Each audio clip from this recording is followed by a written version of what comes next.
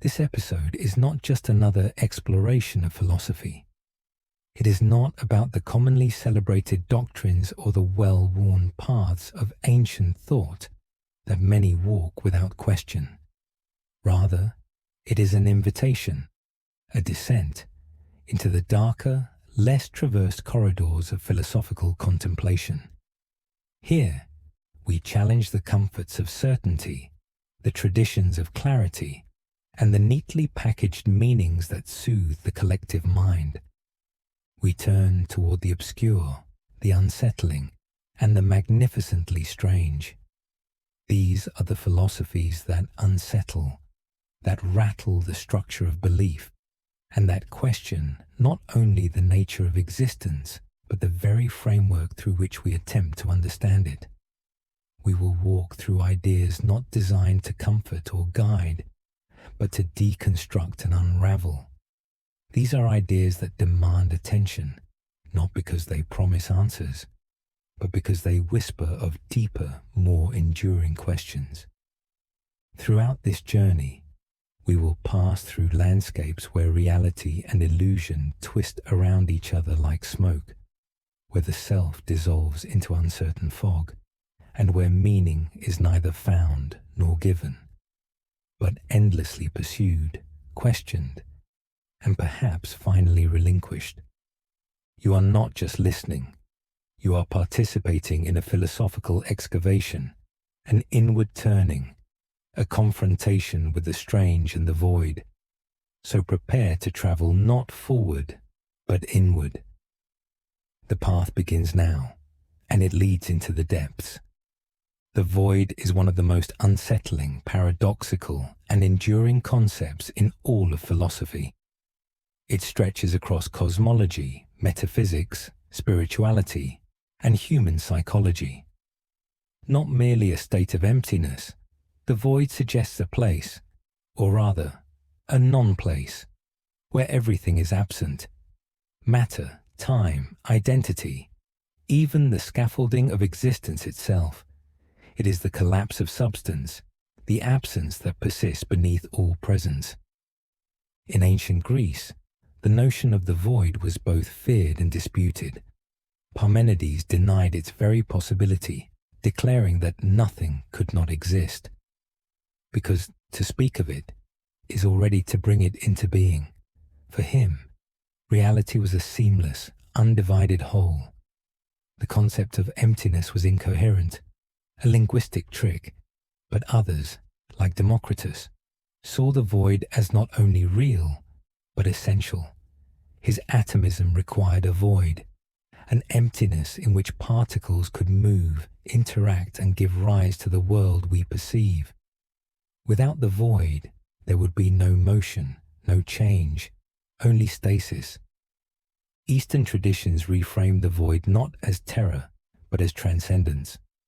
In Buddhism, shunyata, often translated as emptiness or voidness, is not a nihilistic negation, but a profound insight into the nature of reality.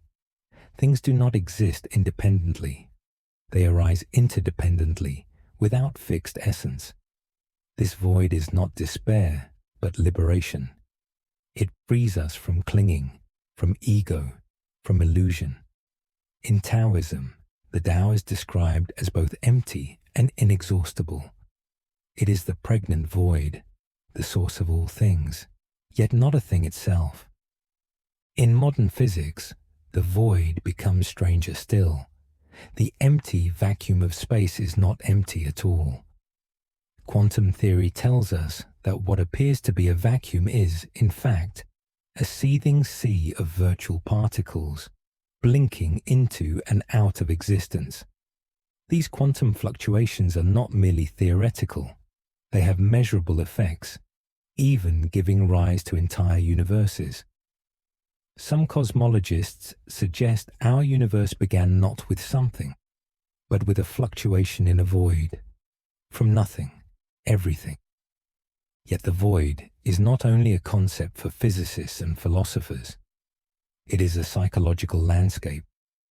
In existential thought, it becomes the backdrop of human freedom and anxiety.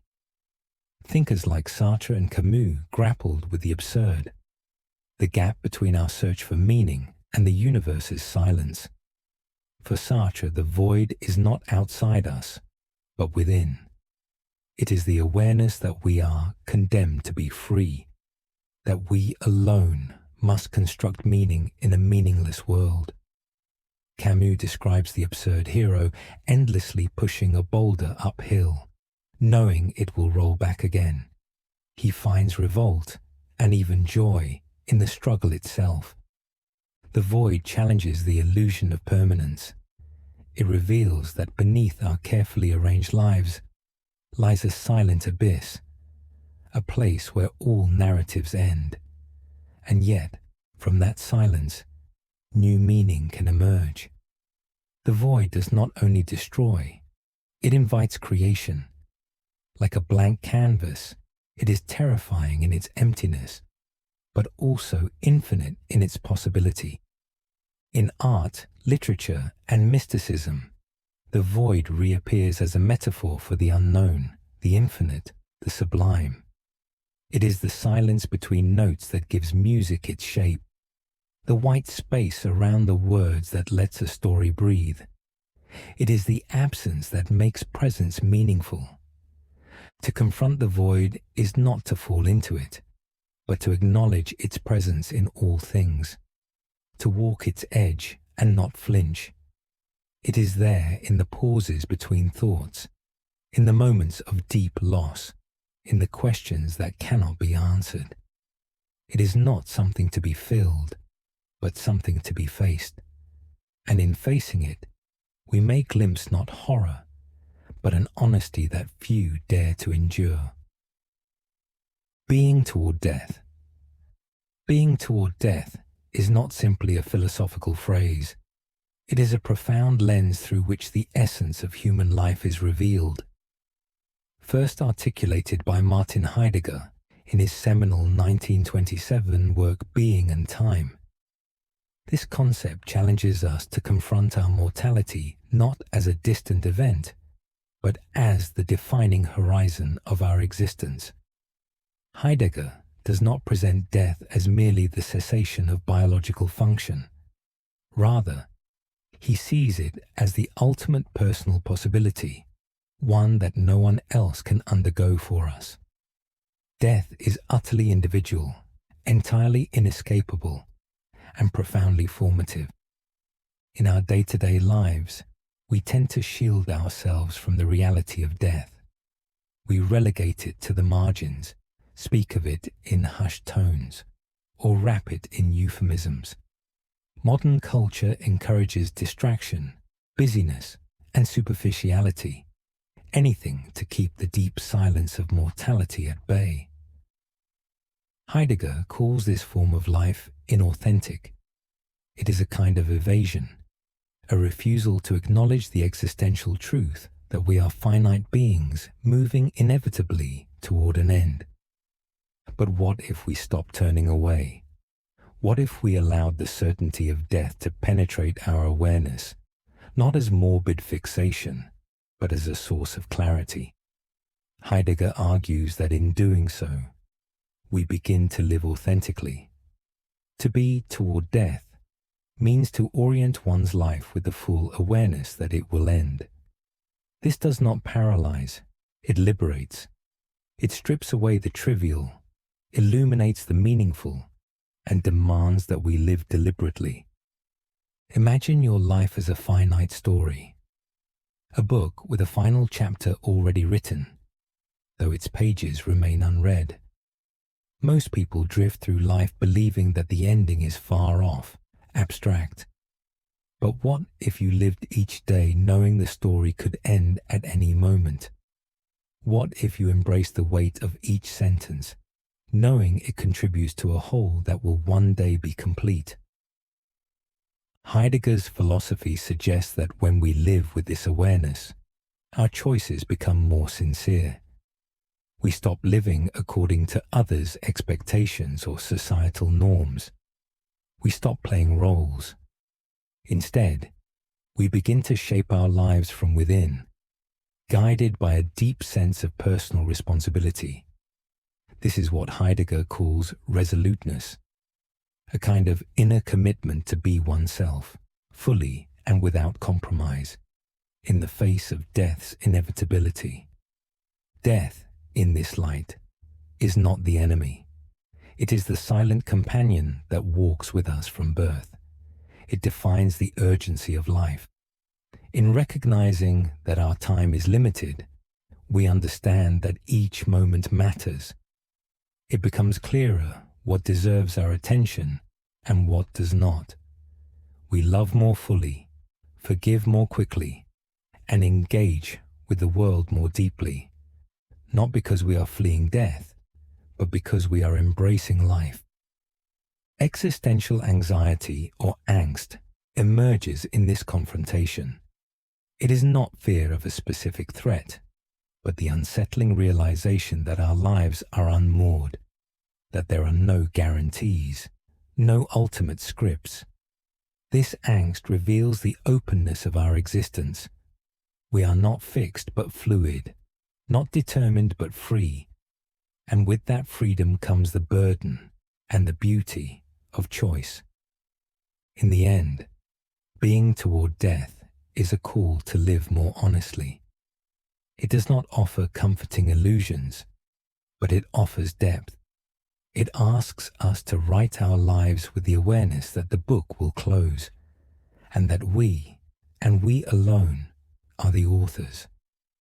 The end is always near, but that nearness can be a source of meaning. It sharpens the contours of our existence and reveals the extraordinary within the ordinary. To live authentically, then, is not to deny death, but to live beside it. To let it remind us, gently but persistently, that this life, this day, this moment, is all we truly have. Quietism. Quietism is not a well-known school of thought, but it resonates like a whisper in the history of philosophy and spirituality. A quiet echo that asks us to still our minds, to cease our striving, and to find truth not through noise or reason, but through stillness. It is a philosophy of surrender, not in defeat, but in deep acceptance. At its core, Quietism suggests that the relentless pursuit of knowledge, control, and understanding is not the path to peace. Instead, it proposes that true wisdom comes through the cessation of intellectual and emotional turbulence.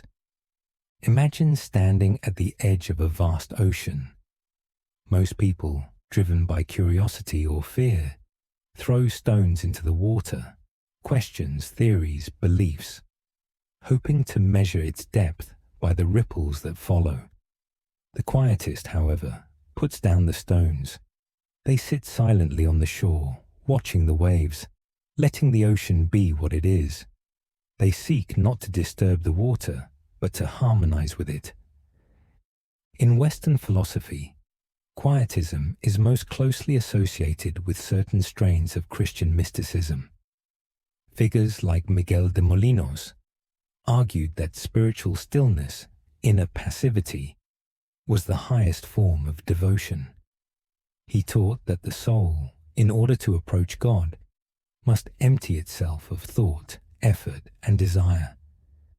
This inner silence was not laziness or apathy, but a refined spiritual discipline, a way of transcending the limitations of human reason. The Austrian philosopher Ludwig Wittgenstein, though not a mystic, echoed a similar sentiment in his later work. He suggested that many philosophical problems arise not from the world itself, but from the confusion of language. We try to speak about things that cannot be spoken, to reason our way into places that reason cannot reach. For Wittgenstein, the solution is not to argue harder, but to become silent. Whereof one cannot speak, thereof one must be silent. This is the philosophical quietist creed. Not every problem demands an answer. Some require silence. In Eastern traditions, Quietism finds kindred spirits. Taoism, for instance, reveres Wu Wei, the principle of non-action or effortless action. This is not inaction in the literal sense, but a way of being that does not fight the flow of life. Rather than strive, struggle, and impose one's will, the sage follows the Tao, the way. Similarly, in certain schools of Buddhism, especially Zen, enlightenment is not reached through analysis, but through meditation, silence, and the dissolution of ego. Quietism, then, is not escapism. It does not call for a retreat from life, but a transformation of how we engage with it. It invites us to be present without being possessive, to think without clinging to thought, and to act without grasping for control. It is the radical idea that surrender can be a form of strength, and that peace is found not in conquering the world, but in ceasing to demand that it be other than it is. Critics of quietism argue that it promotes passivity or resignation. In a world filled with injustice, suffering, and complexity, is it not our duty to engage, to think, to act? The quietist responds not with indifference, but with a different kind of engagement, one that is inward, reflective, and grounded. They are not idle, but rooted. Their silence is not absence, but presence of a deeper kind. In a culture that glorifies speed, productivity, and certainty, quietism is profoundly countercultural. It tells us that stillness is not emptiness, that unknowing can be sacred, and that sometimes the most profound truths arrive not when we speak, but when we listen, when we stop striving and simply allow the world and ourselves to be. To embrace quietism is to sit in the quiet center of a storm, not as a denial of the storm, but as a recognition that peace does not come from control. It comes from release. The absurd. The absurd lies at the heart of existential philosophy, a confrontation between the deep human need for meaning and the universe's vast, indifferent silence. It is the moment when the questions we cry into the void are met with no echo. This silence, this lack of response, is not an absence of communication. It is the absurd itself, the realization that we seek understanding in a world that offers none. Albert Camus, the philosopher most closely associated with this concept, described the absurd not as a problem to be solved, but as a condition to be lived. He rejected the idea that the absurd could be reconciled through traditional philosophical systems or religious faith. The human mind craves clarity, coherence, and purpose, yet the universe gives us only randomness and chance. This disconnect, this unbridgeable gap between desire and reality, is the soil in which the absurd takes root. To grasp the absurd, imagine standing alone at the edge of a cliff, shouting into an immense canyon. You ask, "Why am I here? What is the purpose?" But no voice answers. The canyon is quiet. The rocks do not echo. The silence stretches into eternity. You are left with your question, unanswered, perhaps unanswerable. This is the experience Camus describes, not despair, but a certain clarity, a recognition of the limits of both the world and ourselves. Camus warned against two common responses to the absurd. The first is suicide, a literal negation of the absurd condition. But for Camus, this is not a true solution. It is a surrender. It silences the questioner rather than confronting the silence. The second response is the leap of faith, believing in a higher power, a divine plan, or metaphysical purpose to fill the gap. This too, he argued, is dishonest. It places comfort above truth, inserting meaning where there is none. Camus called this philosophical suicide. Instead, he proposed a third path, revolt. To live with the absurd, to stare into the meaningless void and live anyway, is the truest expression of freedom. Camus' hero, Sisyphus, is condemned to roll a boulder up a hill for eternity, only to watch it tumble back down. But in this futile repetition, Camus finds a metaphor for life itself. We work, we love, we hope, and yet everything ends. Still, Sisyphus continues. And it is in this defiance, this decision to continue pushing the stone, that Camus locates a profound kind of joy. To embrace the absurd is not to deny suffering, futility, or loss. It is to accept them as intrinsic to life and to live in spite of them. It means choosing presence over escape, experience over illusion. It is a call to create value where none is given, to find meaning not in the universe, but in the act of living itself. This acceptance is not passive. It is active, passionate, and fully awake. The absurd life, Camus writes, is one lived with the full knowledge that the search for ultimate meaning may be in vain. And yet, one searches anyway. Not because meaning must be found, but because the search is itself meaningful. In the modern world, the absurd is felt in the monotony of routine, the pressure to perform in systems that offer no personal resonance, the vastness of the cosmos in contrast to our small lives. And yet, even here, the absurd invites us not into despair, but into a deeper appreciation of the present. Every breath, every step, every love and loss becomes more precious when we recognize it may be all there is. The absurd is not the end of philosophy. It is its beginning. It does not destroy meaning. It frees us to make our own. It asks not that we retreat, but that we engage more deeply, more fiercely with life. In that engagement, we revolt, and in revolt, we become truly alive. The leap of faith.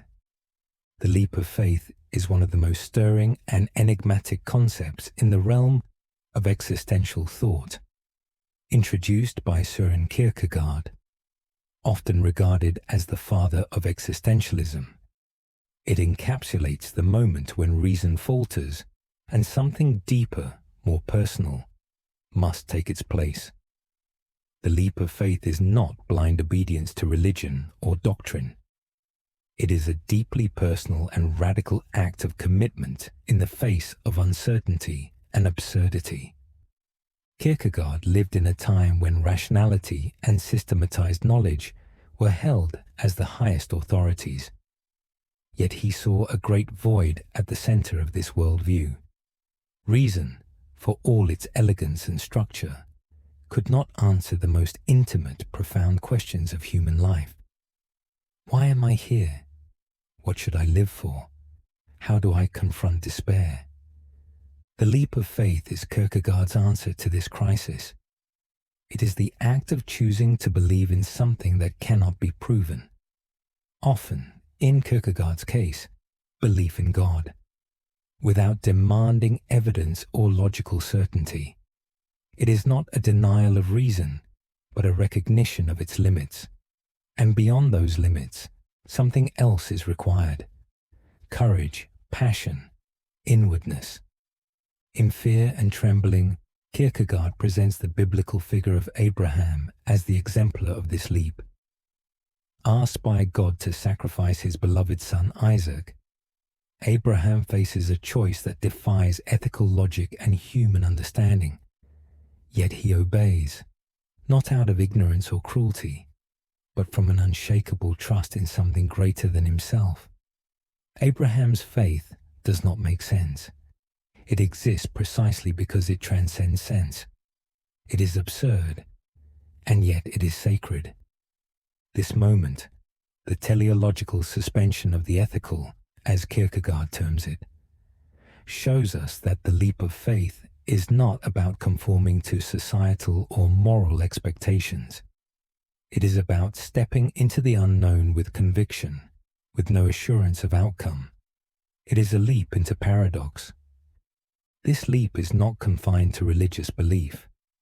In a broader existential context, it represents any moment when we must make a defining choice without guarantees.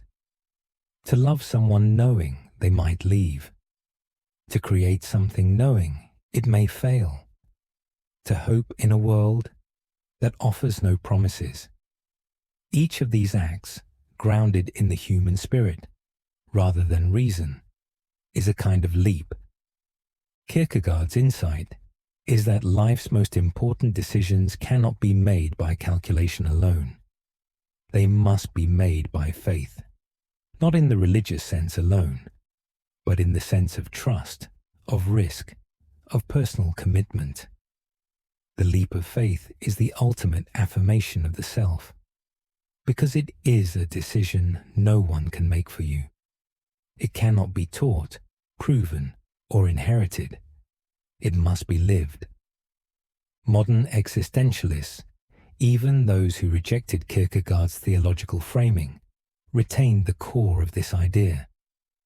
To live authentically, they agreed, one must choose, and choose without certainty. This is not an excuse for recklessness, but a summons to courage. It is an acknowledgement that the ground beneath us may never be solid, and yet we must walk. Critics of the leap argue that it invites irrationality or delusion. But Kierkegaard never advocated for turning off the mind. He believed that the tension between the absurd and belief must be fully felt. The greatness of the leap lies not in avoiding doubt, but in embracing it, and leaping anyway. To live by the leap of faith is to embrace life's ambiguity and still declare, I will act, I will believe, I will commit. It is to say yes to life not because it is certain, but because it is worth the risk. The leap is not the end of doubt. It is the beginning of a deeper, more personal kind of truth. Solipsism. Solipsism is a philosophical idea that quietly terrifies. At its core, it posits that only one's own mind can be known to exist with certainty. Everything else, people, objects, even time and space, might be illusions, figments of your private consciousness. It is not merely skepticism. It is radical doubt, a turning inward so complete that it leaves no room for an external world. To begin grasping solipsism, imagine waking from a vivid dream. In that dream, people spoke to you, landscapes unfolded, dramas played out. Yet upon waking, it all dissolves. Now imagine that waking world is itself another layer of illusion, that the cafe you sit in, the people around you, even the voice you think you hear right now, are nothing but the projections of your mind. There is no verification, no proof, only perception. And perception, solipsism argues, is private. René Descartes famously declared, I think, therefore I am. In doing so, he reduced certainty to a single point, the self as a thinking entity. This was meant as a foundation from which to rebuild knowledge. But solipsism takes this foundation and stops there. It accepts the self as the only known reality and leaves everything else as suspect. This leads to profound implications. If I cannot be sure that anything exists outside my consciousness, how do I relate to others? Are the people I love truly independent beings? Or are they mental constructs, parts of a dream I cannot wake from? The world then becomes a stage set for one actor, a performance without an audience. The emotional gravity of solipsism is immense. It is not merely abstract, it is deeply existential. To entertain the possibility that no other minds exist is to stand on the brink of utter aloneness. Not just solitude, but metaphysical isolation. There is a kind of horror in imagining that no one else is real, that love, connection, and understanding are illusions of the mind speaking to itself. Yet solipsism also invites an unsettling kind of freedom. If the external world is unreal, then it has no claim over you. There is no judgment, no consequence, no other to appease or offend. In such a vision, the self is sovereign, terribly, gloriously alone. This idea has appeared throughout literature and film, often cloaked in science fiction. Characters trapped in simulations, artificial realities, or recursive dreams echo the solipsistic nightmare. The question, what if this is all a dream, is not just a plot device. It is a philosophical bombshell. Modern neuroscience complicates the picture. We know that the brain constructs our experience of the world. Visual input, sound, touch, all are interpreted internally. We don't see the world as it is, but as our brain renders it. This lends solipsism a disturbing plausibility. If experience is always internal, how do we know there's anything out there at all? Of course, most philosophers reject solipsism, not because it is easily disproven, but because it is paralyzing. It makes no room for dialogue, ethics, or shared meaning. If others may not exist, how can we speak of justice or love or betrayal? Solipsism collapses communication, reducing the world to a private monologue. And yet, its haunting questions persist. How can we prove the existence of other minds? We cannot feel their thoughts, only observe behavior. We assume they feel as we do, but we do not know. This is the problem of other minds, and solipsism pushes it to its extreme. Ultimately, solipsism forces us to confront the limits of certainty. It reveals the fragility of what we take for granted, that the world is real, that others are real, that we are not alone in the universe. And in that confrontation, it offers not answers, but a mirror, one that reflects only ourselves endlessly. To peer into that mirror is to risk loneliness, but it is also to recognize the preciousness of connection, the miracle of otherness. Whether or not solipsism is true, we must live as if it is not, because to do otherwise is to forfeit the richness of shared existence. Existential nihilism. Existential nihilism is the philosophical viewpoint that life has no inherent meaning, value, or purpose. It is not a casual pessimism or a fleeting mood. It is a profound confrontation with the possibility that everything we do, feel, and believe may ultimately be devoid of lasting significance. It is the stark recognition that in the grand expanse of the universe, human life is a brief flicker, and that no higher order assigns value to our existence. This outlook is not merely abstract.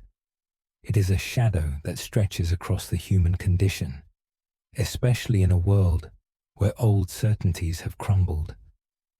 The rise of scientific rationalism, the decline of religious authority, and the sheer scale of cosmic indifference have left many unmoored. Where once there were gods, now there are galaxies, cold, silent, and incomprehensibly vast. Friedrich Nietzsche famously announced, "God is dead," not to celebrate atheism, but to signal a crisis. With the death of God, he argued, came the collapse of objective morality, divine purpose, and eternal truths. What remains is a terrifying freedom, one that offers no guidance, only responsibility. In this vacuum, the individual must create meaning, even while knowing it is provisional and fragile.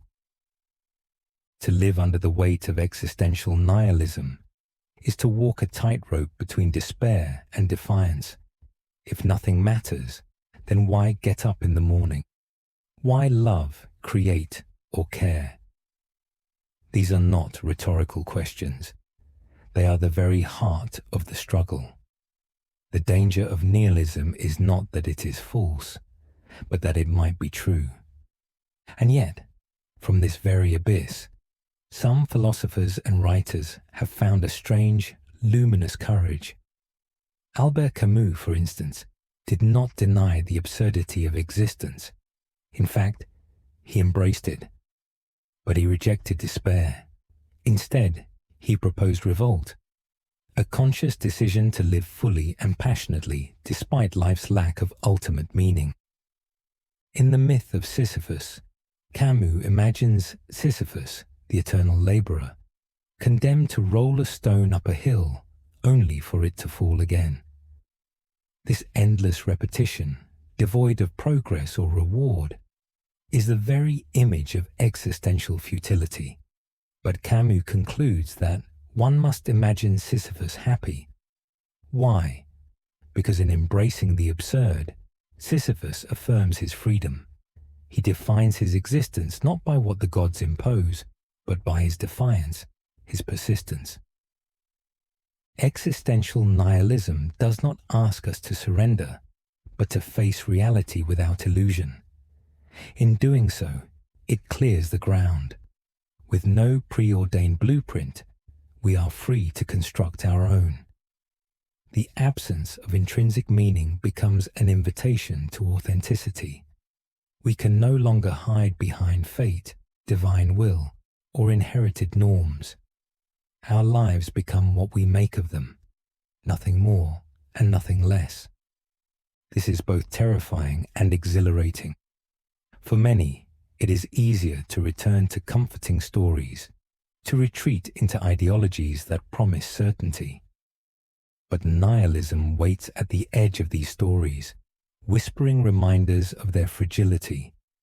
It is not a philosophy for the faint of heart. It is a call to face the silence of the universe and still speak. In modern culture, the echoes of existential nihilism are everywhere. In films that question reality, in music that laments isolation, in the art that embraces ambiguity. These expressions do not offer answers, but they testify to a shared struggle. In that sharedness, paradoxically, some form of meaning emerges. Existential nihilism is not the end of the road. It is the beginning of a deeper, more honest journey. It strips away false certainties, not to leave us empty, but to challenge us to fill the space with something real. Not eternal truths, perhaps, but human truths. Love, creativity, resistance, wonder. In the end, if the universe is indifferent, then our caring becomes an act of rebellion.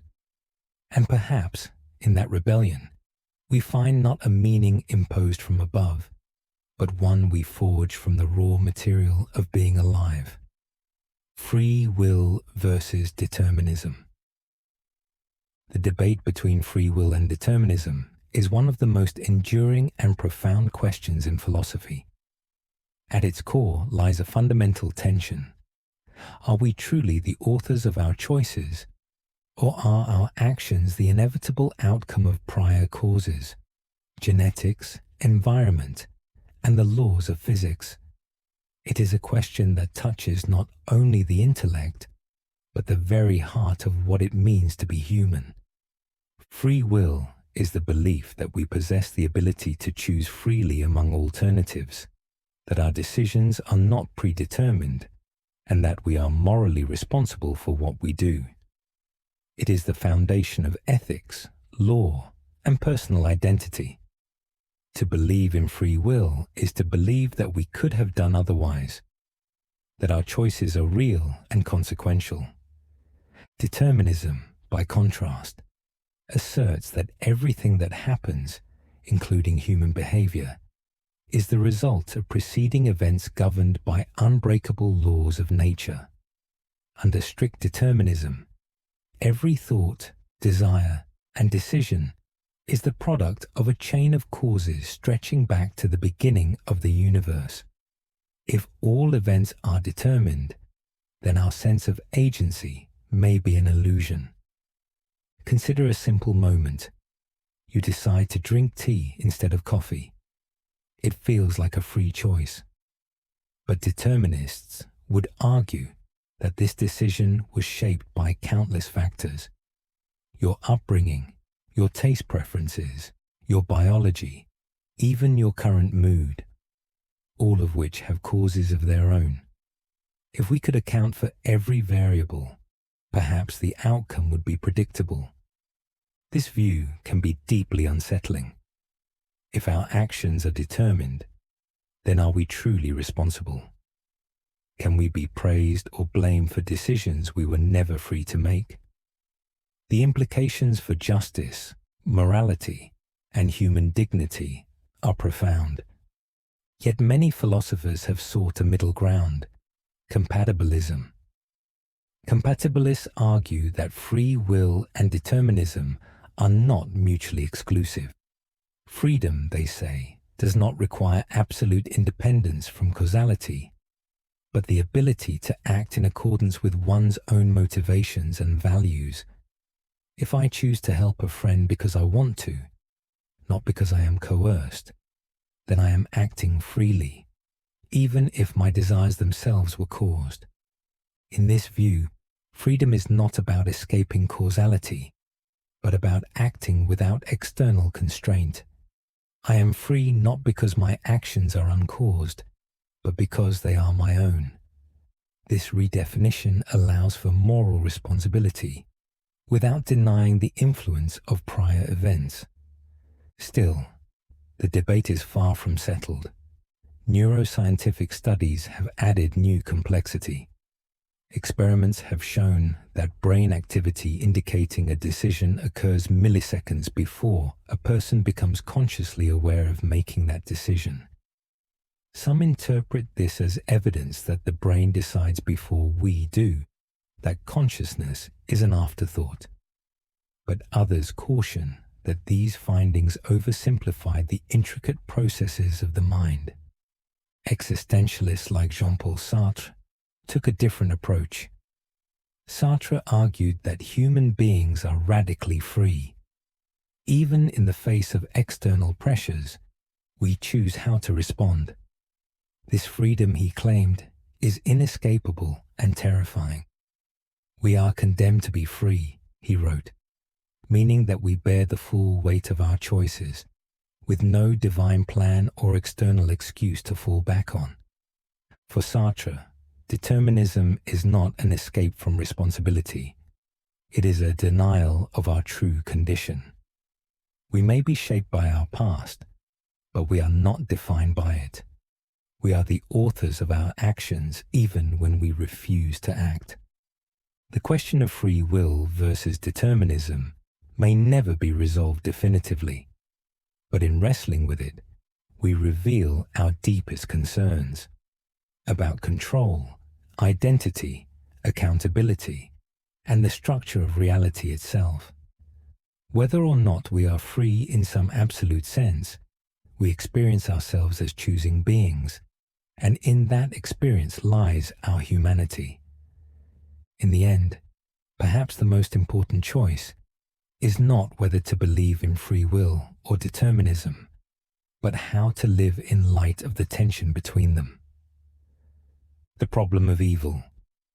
The problem of evil is one of the most enduring and troubling dilemmas in philosophy and theology.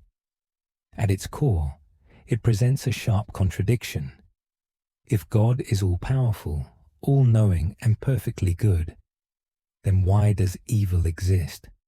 Why do suffering, injustice, cruelty, and despair persist in a world supposedly governed by a benevolent creator? This question has haunted thinkers for millennia, and it continues to provoke profound existential inquiry. This paradox is especially acute within monotheistic traditions, where God is not only powerful and omniscient, but also morally perfect. If God can prevent evil but does not, Is he truly good? If he wants to prevent it but cannot, is he truly omnipotent? And if he neither wants to nor can prevent evil, is such a being worthy of worship? Philosophers have approached this dilemma from many angles. One of the most influential responses is the free will defense. This argument suggests that evil exists not because God wills it, but because human beings have been granted free will, the capacity to choose between good and evil. Without this freedom, moral growth, love, and authenticity would be impossible. A world of moral robots might be peaceful, but it would lack genuine virtue. Yet this defense raises further questions. If free will explains moral evil, actions like murder, betrayal, and cruelty, what accounts for natural evil? Earthquakes, diseases, and tsunamis are not the result of human choices. Why would a loving deity allow such suffering? These events seem arbitrary and merciless, striking the innocent and guilty alike. Some theologians argue that natural evils play a role in soul-making. This idea, developed notably by philosopher John Hick, posits that suffering provides the conditions necessary for spiritual growth. Just as muscles grow stronger through resistance, the human soul develops virtues like compassion, resilience, and empathy through hardship. A perfectly comfortable world, according to this view, might yield comfort but not character. Another approach is skeptical theism. This perspective suggests that God's reasons for allowing evil may simply be beyond human comprehension. Just as a child cannot understand a parent's complex decisions, so too might humans be incapable of grasping God's purposes. This does not solve the problem logically, but it seeks to reframe it as a limitation of human perspective. But such explanations do not always satisfy the emotional and moral weight of the question. For someone suffering the loss of a child, the torment of war, or the ache of profound injustice, philosophical theories can feel cold and insufficient. The rawness of evil is not just an intellectual challenge. It is a cry of anguish that demands not just answers, but compassion. In response, some thinkers have shifted the focus from explanation to response. Rather than asking why evil exists, they ask how we should respond to it. This leads to a more existential engagement. Evil becomes not just a problem to be solved, but a reality to be faced. In this light, the human response to evil, through acts of courage, resistance, and solidarity, becomes a form of meaning-making. In literature, art, and religion, this struggle with evil is often explored not through tidy answers, but through narrative. The Book of Job, for instance, does not explain suffering. It depicts it, honors its complexity, and ends with a vision of mystery rather than resolution. Job's faith is not rewarded with clarity, but with presence. He is heard, if not answered. Ultimately, the problem of evil remains a powerful invitation to think deeply, to feel honestly, and to act courageously. It challenges easy answers and forces us to confront the limits of human understanding. Whether or not one finds solace in philosophical or theological explanations, the very existence of evil presses upon us a choice: to close our hearts in despair, or to open them in compassion and resolve. Eternal recurrence. Eternal recurrence is one of the most provocative and enigmatic ideas in philosophy, famously explored by Friedrich Nietzsche. At its heart lies a simple yet staggering question. What if every moment of your life, every thought, every sorrow, every joy, were destined to repeat endlessly, again and again, in an infinite cycle? What if, far from being a singular journey, Your existence was an eternal loop with no beginning and no end. Nietzsche did not present eternal recurrence merely as a cosmological hypothesis, but as a test of values, a mirror held up to the soul. What if, he asks in The Gay Science, a demon crept after you into your loneliest loneliness and told you that you must live this life exactly as you have lived it, over and over again? Would you rejoice, or would you curse him? This idea forces a radical reckoning. If your life must be lived eternally, would you affirm it as it is, or reject it in horror? Eternal recurrence thus becomes an ethical and existential challenge. It compels us to examine whether we are living in a way that we would willingly repeat forever. Most of us live as though time is linear, a forward motion toward progress, change, and perhaps redemption.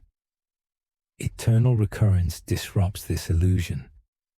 It suggests that there is no ultimate culmination, no destination where suffering is redeemed and justice finally reigns. Instead, every moment returns eternally, stripped of cosmic justification. What remains then is the raw reality of life itself, endlessly circling. For Nietzsche, this concept is not meant to depress, but to awaken.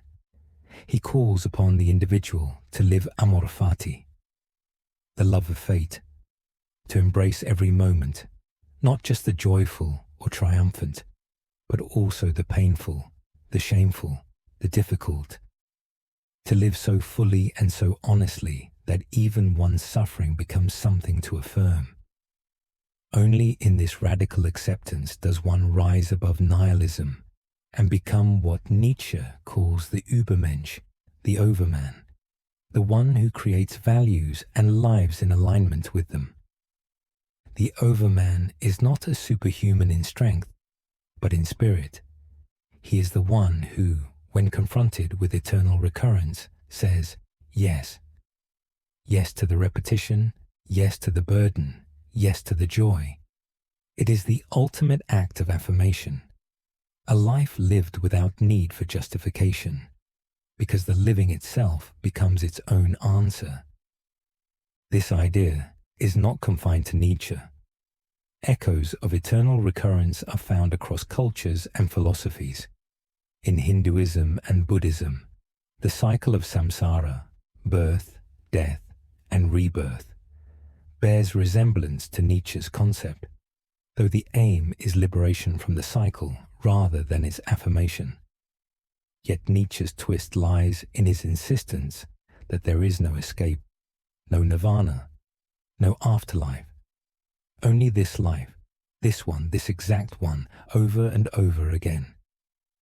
In the modern world, where time is commodified, where the past is quickly forgotten and the future anxiously anticipated, eternal recurrence offers a jarring alternative. It asks us not to look ahead for salvation, but to look inward, to scrutinize our choices, our values, our loves. It is not an abstract hypothesis, but a challenge to live with such integrity and fullness that one could desire to live the same life eternally. If this seems impossible, it is because it demands more than morality or success. It demands authenticity. It asks us to stop treating life as a rehearsal or a waiting room. It is the most brutal and honest lens through which to evaluate one's path. Would you do it all again? Every regret, every triumph, every ordinary moment, forever. Eternal recurrence strips away excuses. It leaves only the naked truth of your life and your willingness or refusal to embrace it. In this way, it is not a cosmological claim, but an existential compass, and in its dizzying depth, it dares us to live not just deliberately, but joyfully, again and again and again. Moral relativism. Moral relativism is the philosophical stance that moral principles are not absolute but vary depending on cultural, historical, or individual perspectives. It stands in stark contrast to moral absolutism, which holds that certain moral truths are fixed, universal, and unchanging. In a world growing more interconnected, yet more fractured, moral relativism confronts us with a difficult question. Can we ever truly judge another's values? Or are all moral systems inherently equal in their own context? To understand moral relativism, consider two societies with opposing views on a moral issue. Say, the role of women, the definition of marriage, or attitudes toward death. In one culture, arranged marriage might be seen as a sacred tradition. In another, it may be viewed as a violation of personal autonomy. A relativist would not ask, which is objectively right, but rather why each society developed the values it did. They would argue that moral codes are shaped by cultural evolution, not divine decree. This perspective fosters humility. It urges us to examine our own biases and question whether our moral instincts are truly universal or simply products of our environment. It discourages the imposition of one culture's morality upon another and advocates for empathy, understanding, and tolerance. In an age of cultural clashes and ideological conflict, such an approach has undeniable appeal. But moral relativism is not without its tensions. If all moral systems are equally valid, then on what basis can we condemn practices that seem clearly harmful, such as slavery, genocide, or the oppression of minorities? Can we object to injustice if injustice itself is culturally relative? These concerns lead critics to accuse relativism of promoting moral paralysis, a hesitancy to act decisively or speak out against wrongs for fear of appearing ethnocentric. They argue that without a firm moral foundation, societies lose the ability to protect human rights or resist tyranny. If every action is defensible within some cultural context, then how do we draw ethical lines? Yet defenders of relativism push back. They do not deny the existence of moral critique, but seek to ground it in shared human experience rather than in presumed universal truths. Instead of declaring, "This is wrong because it violates eternal law," a relativist might say, "This is wrong because it causes unnecessary suffering, because it violates the dignity we recognize in one another." In this way, relativism evolves into a kind of pragmatic ethics, one that is adaptable, context-sensitive, and informed by dialogue. There is also a distinction to be made between descriptive and normative moral relativism. Descriptive relativism observes that different societies hold different moral views. It is a fact. Normative relativism goes further, asserting that these differences are equally valid and that no moral framework holds a privileged position. It is this normative claim that draws the most philosophical scrutiny and debate. Moral relativism invites us into a world where certainty is rare and where moral clarity must be earned, not inherited. It asks us to sit with discomfort, to acknowledge that our views are not carved into the cosmos, but constructed through language, history, and shared experiences. In doing so, it challenges us to engage more deeply with others, not to judge hastily, but to understand, and when necessary, to argue, not from superiority, but from solidarity. In the end, moral relativism is not about moral indifference. It is about moral humility. It reminds us that to be human is to be embedded in a context, to see through the lens of our own time and place. but it also dares us to reach across those divides, to find common ground not in eternal truths, but in the fragile, beautiful fact of our shared humanity. The uncanny. The uncanny is not a scream or a shock. It is a whisper that unsettles.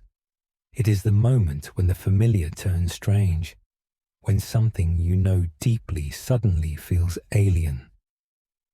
First explored in depth by Sigmund Freud in his 1919 essay, Das Unheimliche.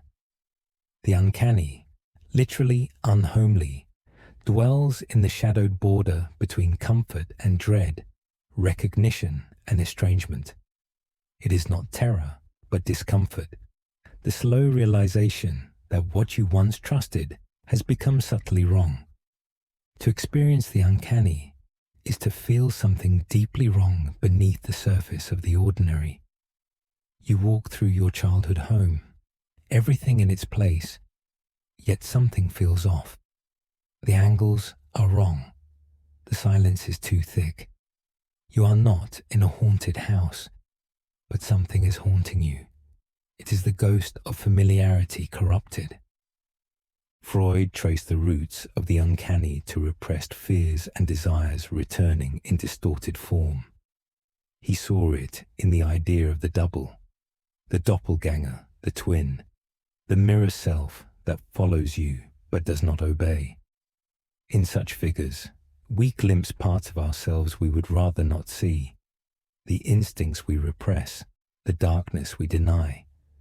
When these fragments return, masked and magnified, they unsettle us precisely because they are so close to home. In literature and film, the uncanny is a constant presence. It appears in the human-like mannequin, the eerily lifelike doll, the robot that mimics a smile too perfectly.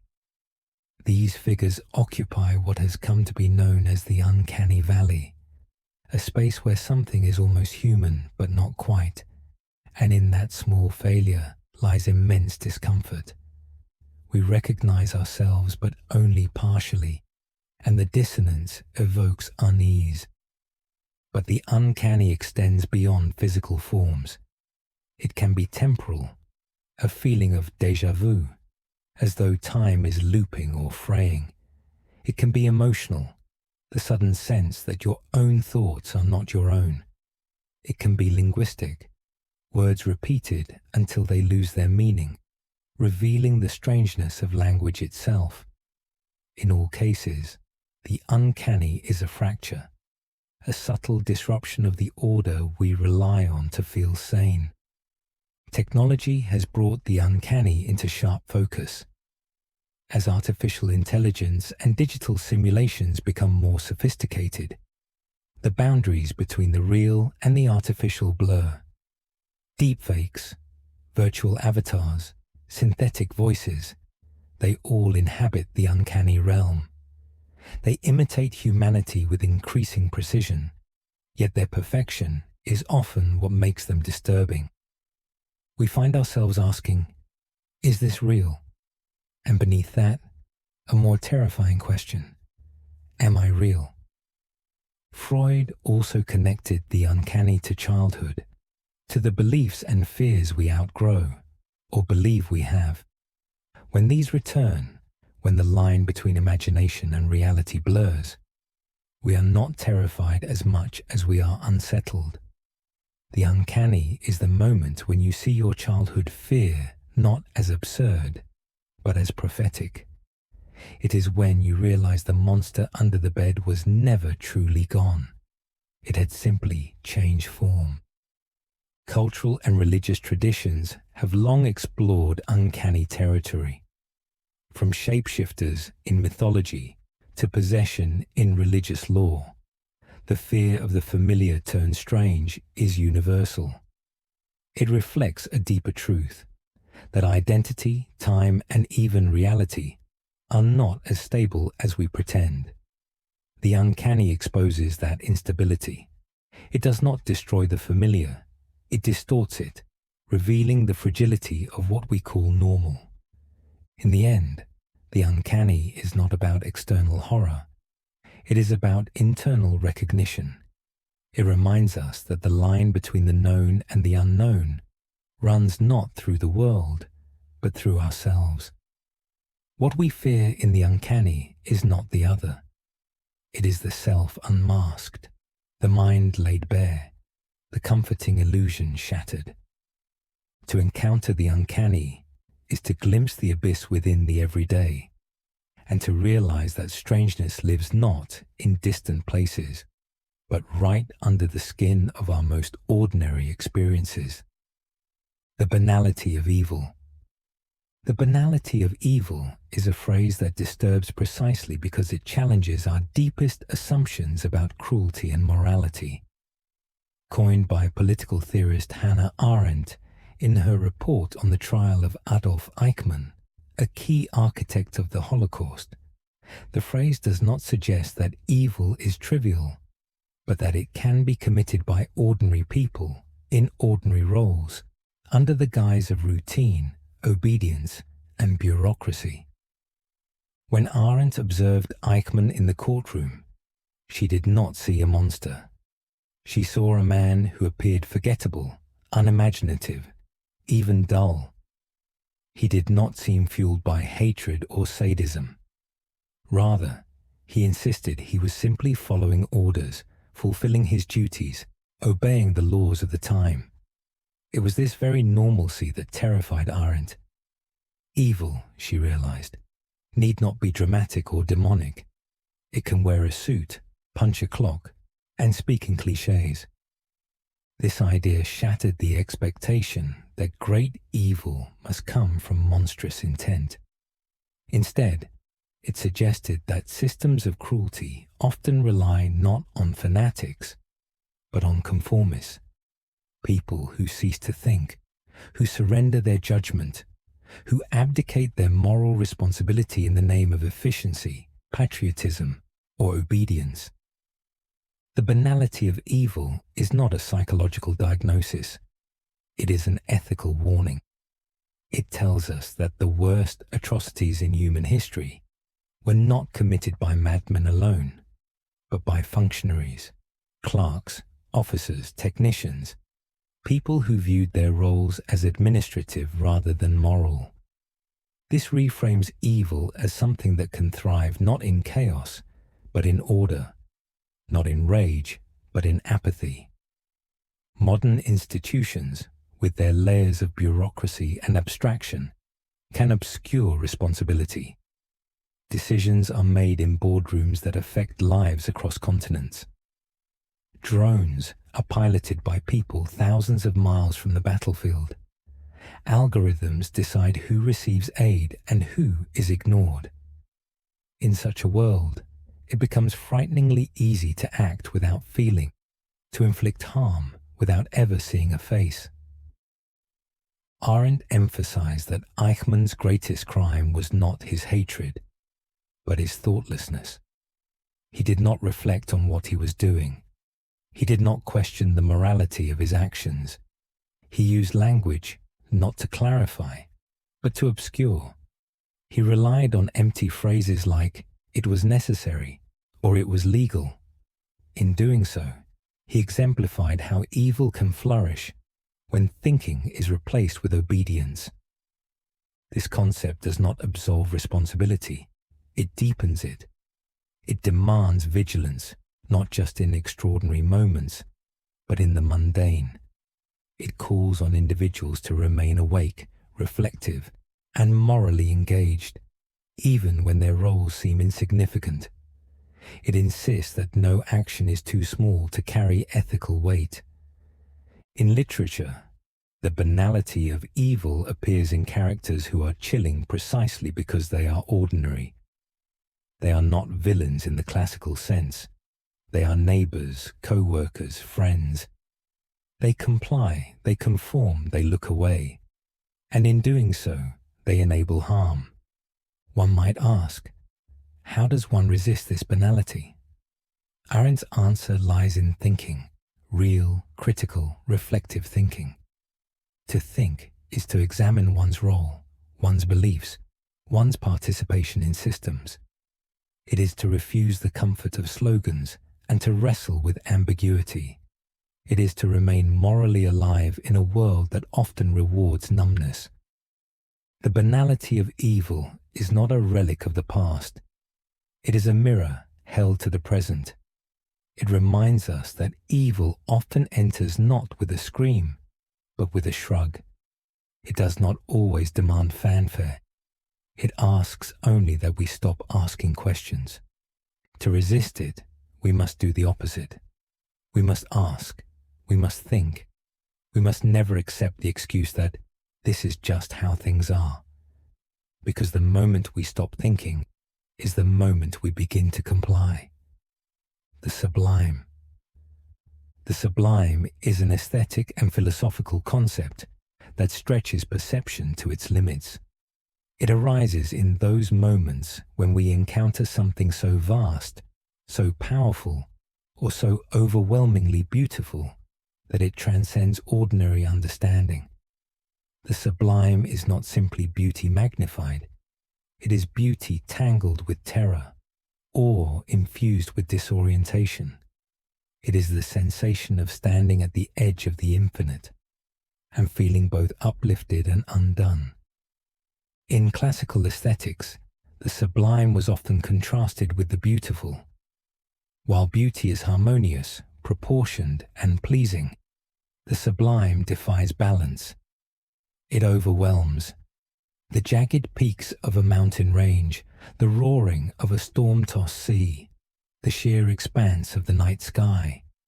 All these evoke the sublime not because they are gentle, but because they are wild and indifferent to human scale. Philosopher Edmund Burke, in his A Philosophical Enquiry into the Origin of Our Ideas of the Sublime and Beautiful, argued that the sublime emerges from experiences that threaten to annihilate us, experiences that brush against the boundary of fear.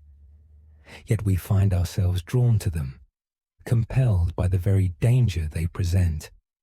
Burke identified obscurity, vastness, and power as elements of the sublime. When we gaze upon a thunderstorm from a safe distance, we are terrified, but also exhilarated. We feel small, yet alive. Immanuel Kant, writing a few decades later, deepened the analysis. He distinguished between the mathematical sublime and the dynamic sublime. The mathematical sublime occurs when we confront magnitude, something so vast that our imagination cannot grasp it all at once. The dynamic sublime emerges when we encounter forces of nature so powerful they could destroy us, and yet we recognize that our rational will remains untouched. For Kant, the sublime does not diminish us. It reveals our inner strength. It is in our ability to think the infinite, even if we cannot perceive it, that the sublime takes root. This paradox of being humbled and elevated simultaneously makes the sublime a uniquely human experience. It strips us of control and yet affirms our capacity for reflection. It places us before the mystery of existence and awakens something profound within us.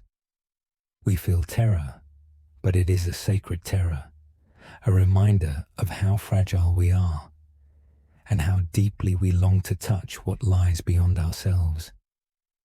The sublime is not confined to nature.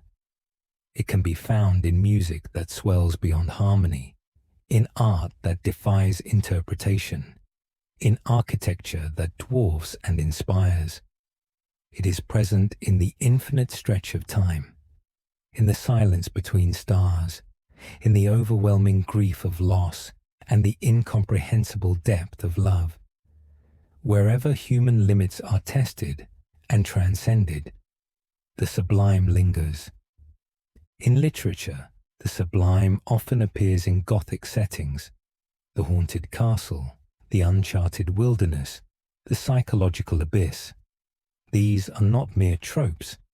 They are symbolic spaces where the self confronts the unknown. The sublime, in this sense, becomes a path to transformation. The hero or heroine who enters the sublime space does not emerge unchanged. They return altered, awakened, and sometimes haunted. Today, the sublime persists in new forms. Space exploration evokes the sublime not only through visuals of distant galaxies, but through the existential vastness it represents. The digital world, too, conjures its own version. Networks so complex, data so immense, that comprehension breaks down. We stare into these systems as into a modern abyss, one not of nature, but of human creation. The sublime reminds us that the world is not designed for our comfort. It is a realm of scales and forces that dwarf us. And yet, we endure. We stand before the vast, the terrible, the unspeakably beautiful, and we feel. To feel the sublime is to be humbled, yes, but also to be expanded. It is to recognize that we are small, but not insignificant, that we are temporary, but capable of reverence. The sublime opens the door to transcendence, not by lifting us above the world, but by plunging us into its deepest depths. Authenticity. Authenticity is a concept that pulses at the core of existential philosophy, echoing the cry for a life lived with depth, sincerity, and alignment between being and doing. It is not simply being true to oneself, in the casual modern sense. It is a rigorous, ongoing confrontation with one's freedom, one's choices, and the weight of one's existence. To be authentic is to live without self-deception, to exist without hiding behind masks or drifting in conformity. The existentialists, particularly Søren Kierkegaard, Martin Heidegger, and Jean-Paul Sartre, each gave authenticity distinct textures. For Kierkegaard, it was a spiritual act, becoming an individual before God, free from the crowd's comfort and shallow certainties. For Heidegger, it meant living with a full awareness of death, confronting the they-self, the diluted identity we adopt when we live according to the societal norms. And for Sartre, authenticity was rooted in radical freedom, accepting that we are condemned to choose, and that even our refusal to choose is a choice. To live authentically, then, is to reject bad faith, that insidious state in which we lie to ourselves in order to avoid the burden of responsibility. It is the waiter who becomes only a waiter, defined entirely by his function. It is the lover who loves because they are supposed to, not because they feel. It is the student who studies not for knowledge, but to satisfy an identity that was scripted for them. In all these cases, the person shrinks to fit a role, and the spark of true being is dimmed.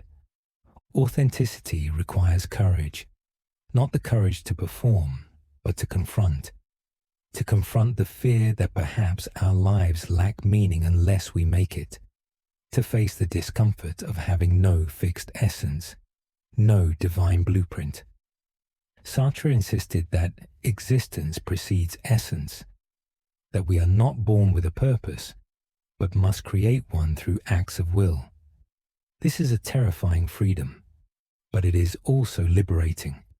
It means we are not bound by the past, not defined by others, not trapped by our roles. We can choose again and again and again. Modern life, with its endless distractions and pressures, makes authenticity elusive. Social media crafts curated identities. Consumer culture teaches us to express ourselves through products. Work environments reward compliance over introspection. We are told who to be, what to value, how to succeed, and slowly, often without noticing, we become echoes of expectations rather than expressions of inner truth. But authenticity does not demand perfection. It does not mean rejecting all influence or isolating oneself. Rather, it means integrating the outer and the inner, taking what the world offers, but transforming it through the lens of one's own reflection and commitment. It means saying yes deliberately and no with integrity. The path to authenticity is not linear. It involves missteps, contradictions, and returnings. It requires solitude, not as escape, but as communion with the self. It demands silence, not as withdrawal, but as space in which one's true voice might emerge.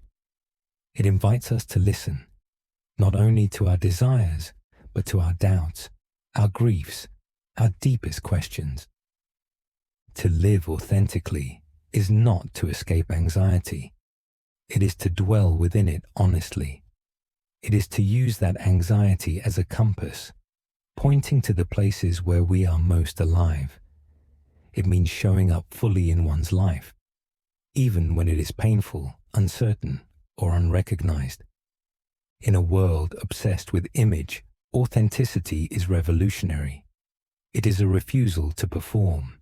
It is a life stripped of ornament, built not on approval, but on truth. And though it may cost us comfort, it offers something greater in return: coherence between our inner being and outer action. A life not borrowed, but owned. To be authentic is not a final state. It is a practice, a continual, courageous act of becoming. Absurd freedom. Absurd freedom arises from the collision between the human craving for meaning and the universe's indifference. It is the core insight of absurdist philosophy that in a world without inherent purpose, we are nonetheless free, radically, terrifyingly, and beautifully free. But this freedom comes not as a gift, but as a burden. It is born from the absence of external authority and flourishes only when we accept that the universe offers no final answers. Albert Camus, the foremost voice of absurdism, insisted that to fully grasp this condition is not to surrender, but to rebel. In the myth of Sisyphus, he presents the absurd not as a dead end, but as a beginning. When we realize that life has no preordained meaning, we also realize that we are unbound by the need to conform to someone else's script. This is absurd freedom, the recognition that, though the world is silent, we still speak. Camus argued that most people avoid the absurd by escaping into illusions, religious consolation, ideological certainty, or passive routine. These escapes he called philosophical suicide, because they kill the question rather than answer it. True freedom begins when we resist these escapes and instead face the absurd head-on, without flinching. This confrontation is not purely intellectual. It is existential, emotional, even spiritual. It begins when we ask, if nothing matters, why do I go on living?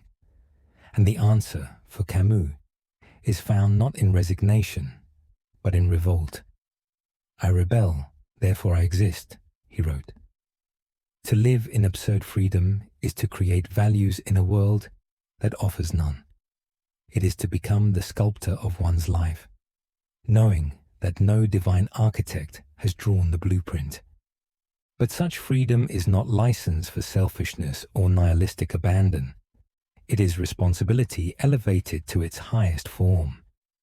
In the absence of imposed meaning, we must choose how to live, fully aware that our choices are neither predetermined nor eternally guaranteed.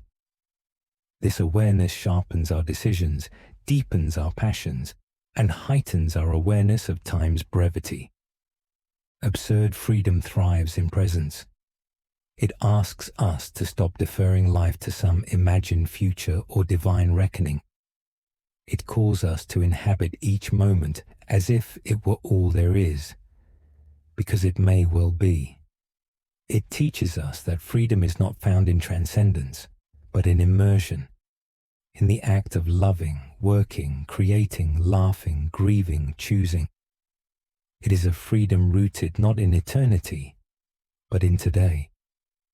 Imagine standing on the edge of a cliff, not in despair, but in clarity. The abyss does not pull you down, it simply remains. And in that stillness, you find that you can move, not because someone tells you how, but because you must. That movement is freedom, not towards a goal, but through life itself. It is the freedom to make meaning, to defy absurdity with creativity. Camus offers the image of Sisyphus, the eternal laborer who pushes a boulder up a hill only to watch it roll down again. It is a futile task, yet Camus imagines him happy. Why? Because Sisyphus has owned his fate. He has stopped asking why. He has begun to live the act itself as the meaning. In this, he becomes free, not from the absurd, but through it.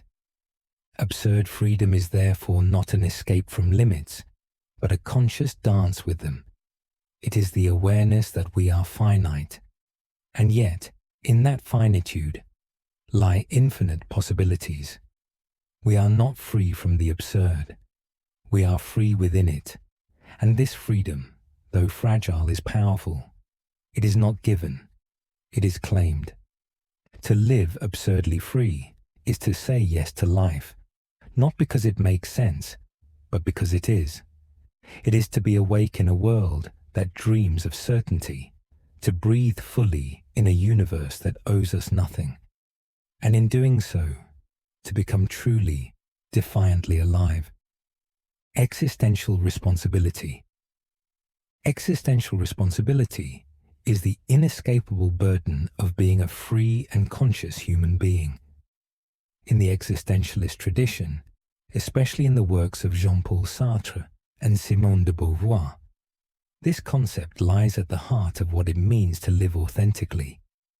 It is the recognition that, in the absence of external moral orders, divine command, or cosmic purpose, we alone are responsible for our choices, our lives, and the world we help to shape through them. This kind of responsibility is not legalistic or imposed from without. It is inward, total, and absolute. It begins the moment we acknowledge our freedom, for to be free is not merely to choose between alternatives, but to create values in a world without guarantees. Freedom, existentialism insists, is not a privilege. It is a condition of being, and with it comes the full weight of responsibility. For Sartre, the individual cannot escape this burden. Man is condemned to be free, he famously wrote. This condemnation lies not in the gift of freedom itself, but in the fact that once we are aware of it, we can no longer deny it. Every action or inaction is a declaration. Every choice is a statement about what we believe life should be. Even choosing to remain passive, to let others decide, is still a choice, a shirking of responsibility that paradoxically affirms it. Existential responsibility means that we must own the consequences of our freedom. We cannot blame fate, society, or God for the lives we lead. We cannot retreat into excuses or point to external forces as justification. To do so would be to live in bad faith, to pretend that we are objects rather than subjects, spectators rather than actors. But we are not mere facts in the world. We are beings who define themselves through action. This self-definition is not a solitary task. Beauvoir expanded the conversation by emphasizing the ethical dimensions of existential freedom. Our choices, she argued, shape not only ourselves, but the very conditions in which others live. To act authentically means to recognize that we are part of a shared human world, that our freedom must consider the freedom of others. In this view, Responsibility is not only personal, it is interpersonal. It calls for an ethics of engagement, solidarity, and care. It demands that we see others not as obstacles or tools, but as fellow travelers in the struggle of existence. Our acts ripple outward. Our values become contagious. And thus, we are accountable not just for what we do, but for the world we help to create. This kind of responsibility is heavy. It means that we are never entirely innocent, never fully removed, but it also means we are never powerless. In a world without predetermined meaning, every gesture becomes significant. Every day becomes an opportunity to affirm or betray the values we claim to hold. Existential responsibility also invites humility. We are free, yes, but fallible. We make mistakes. We harm even when we mean to help. But to live responsibly is to face these failures without evasion. It is to apologize, to atone, to try again, because no final authority will set the record straight. That task is ours, always. In today's fragmented world, existential responsibility feels more urgent than ever. In the face of political, environmental, and social crises, it is tempting to wait for solutions to arrive from above. But existentialism insists you are the solution. There is no savior coming. There is only us deciding what kind of world we will live in and what kind of beings we will become. To live with existential responsibility is not to be burdened with guilt. It is to be awakened to possibility. It is the profound dignity of choosing, failing, learning, and choosing again. It is the freedom to write one's story, and the solemn recognition that, once written, that story becomes part of everyone else's too. The gaze of the other. The gaze of the other is not merely a glance, it is a revelation.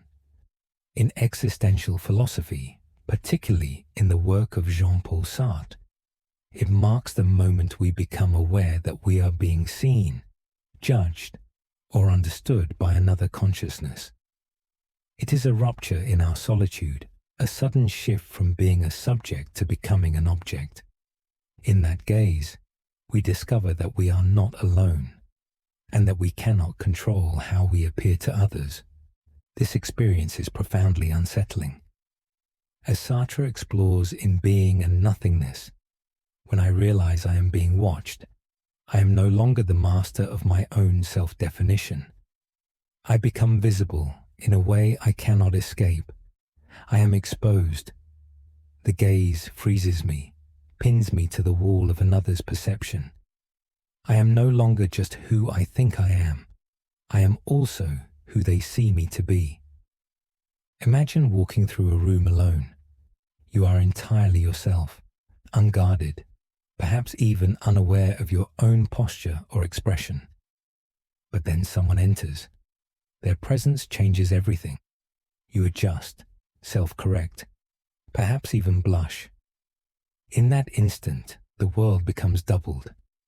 There is your own experience of yourself, and there is the version of you that lives in their eyes. This moment is more than social discomfort. It is metaphysical. It reveals that we are never fully self-contained. We are beings for others as much as beings for ourselves. Our identity is not solely a matter of internal reflection. It is shaped, resisted, and confirmed through relationships. In being seen, we are revealed, but not entirely on our terms. The gaze of the other can create shame. It reminds us that we are not pure essence, not some stable inner core. We are contingent, situated, and always in flux. We cannot be everything to everyone. We cannot escape the projections placed upon us, nor the misunderstandings that inevitably arise. In the gaze, We feel the weight of being misunderstood, or worse, of being reduced to a single, simplistic image. And yet, the gaze is not only a threat, it is also the beginning of ethics. Emmanuel Levinas, taking a different direction from Sartre, argued that the face of the other is a call to responsibility. To encounter another person is not merely to be seen, it is to be summoned. The other demands recognition, not as an object or a role, but as a being whose life matters as much as one's own. In this view, the gaze does not diminish us, it elevates us. It breaks the illusion of self-sufficiency. It reminds us that we are bound together, not by choice, but by the very structure of existence. The other is not a threat to be managed, but a presence to be honored. Modern life, with its digital mirrors and curated identities, amplifies the tension of the gaze. Social media platforms are built around being seen, liked, followed, judged. We become brands, performances, projections. The gaze multiplies, becomes constant, and in its flood, we risk losing the subtle, sacred reality of mutual presence, the kind of gaze that sees, but also listens. But the philosophical insight remains. We are never alone in ourselves. We are always becoming in the eyes of another. The challenge is to resist the temptation to either flee that gaze or be consumed by it. Instead, we must learn to live within it, to accept that we are shaped by others, yet never defined solely by them. The gaze of the other teaches us humility, vulnerability, and the possibility of connection. It calls us into dialogue. It reminds us that identity is not possession. It is relation. To exist is to be seen, and to respond, not with fear, but with courage, empathy, and openness. The void. The void is not merely emptiness.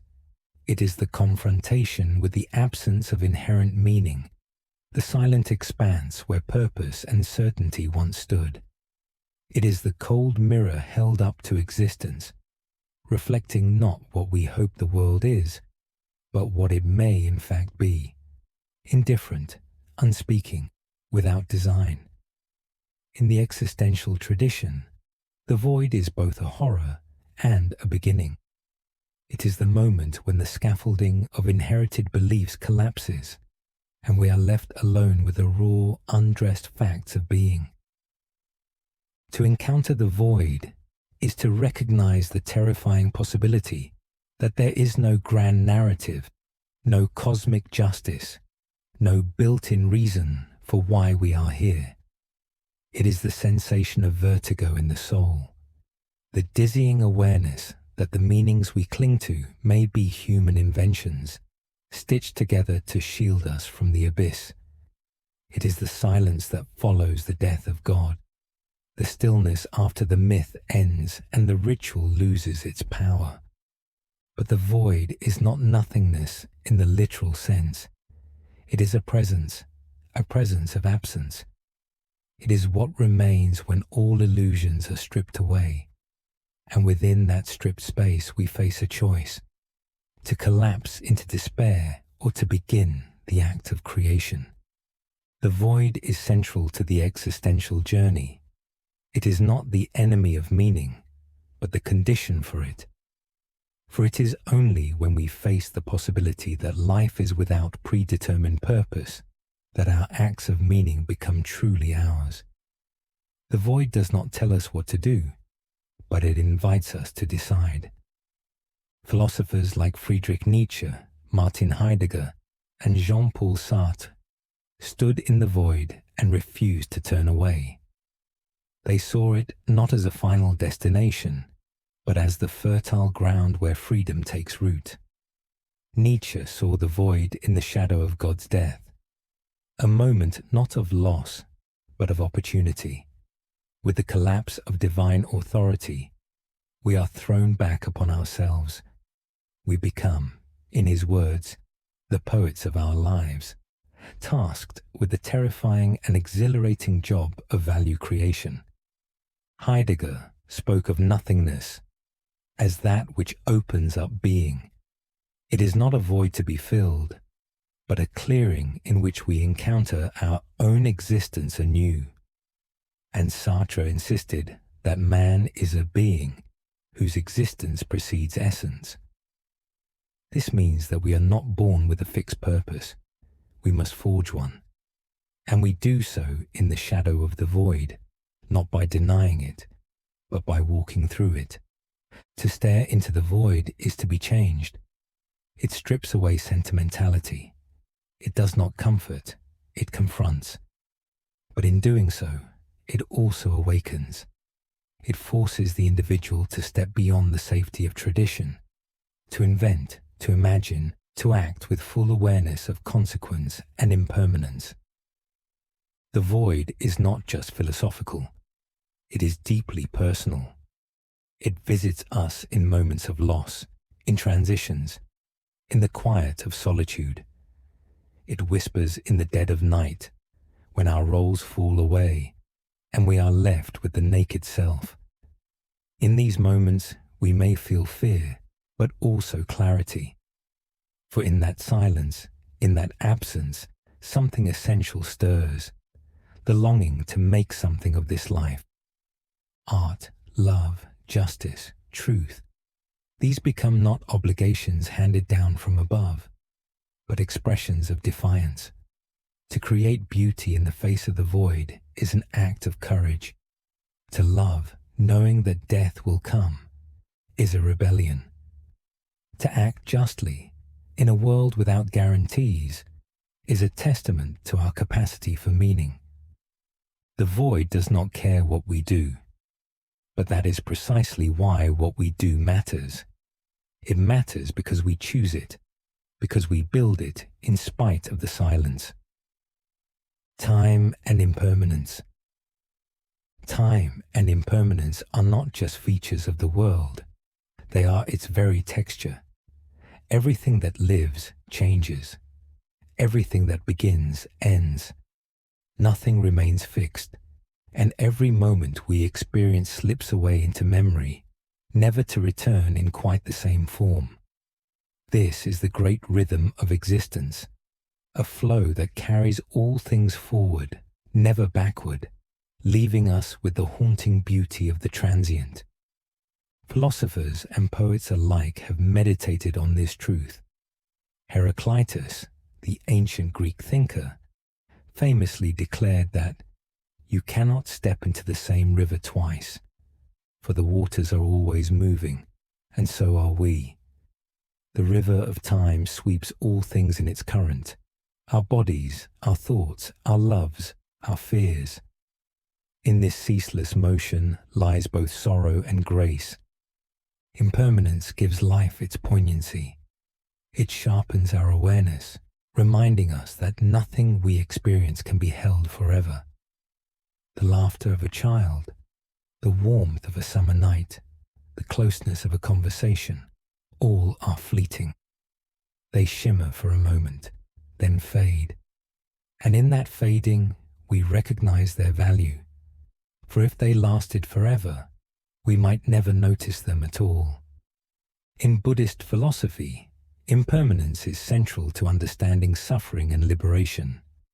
Known as anicca, the idea teaches that clinging to what is temporary, whether it be pleasure, identity, or belief, leads inevitably to dissatisfaction. The path to peace is not in denying change, but in embracing it. To live fully is to live in awareness that all things pass. Yet we often resist this truth. We seek to freeze time in photographs, in memories, in monuments. We tell ourselves stories to make the world feel stable. But beneath these attempts lies an anxious recognition that nothing is certain. Nothing is fixed. The people we love will change, grow distant, or die. Our bodies will age. Our identities will shift. Even the self we think we are is in flux, a process more than a substance. Martin Heidegger saw time not as an external force, but as the very ground of human existence. To be is to be in time, to be stretched between a past we remember and a future we anticipate. He called this being toward death, a way of describing how our awareness of finitude shapes every decision we make. We are not immortal spectators. We are finite beings, constantly becoming, knowing that the clock is ticking. But this awareness is not meant to paralyze. On the contrary, it is meant to galvanize. When we accept impermanence, we begin to live with urgency and care. We realize that each moment matters precisely because it will not last. Each act of kindness, each risk taken, each word spoken in truth becomes a sacred event, not because it will endure forever, but because it will not. Time humbles us. It reminds us that the universe existed long before us and will go on long after we are gone. And yet, in the brief flicker of our existence, we are given the chance to love, to create, to witness beauty. This is not a tragedy, it is a miracle. To live with time and impermanence is to dance with the ephemeral. It is to plant seeds whose fruit we may never see. It is to let go, not out of despair, but out of wisdom. For in letting go, we begin to truly hold. We stop clutching and start cherishing. Everything ends. But in that ending lies the power of the present.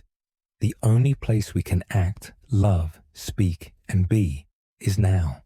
The past is memory. The future is unknown. But this moment, this one, is alive. Alienation. Alienation is a condition of profound disconnection, not just from others, but from oneself, from one's work, from nature, from meaning. It is the quiet ache that arises when we feel we no longer belong, when the world seems strange and indifferent, and when even our own actions feel distant, mechanical, devoid of soul.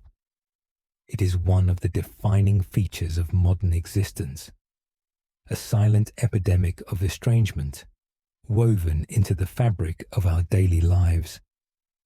Karl Marx first used the term to describe the experience of workers under capitalism.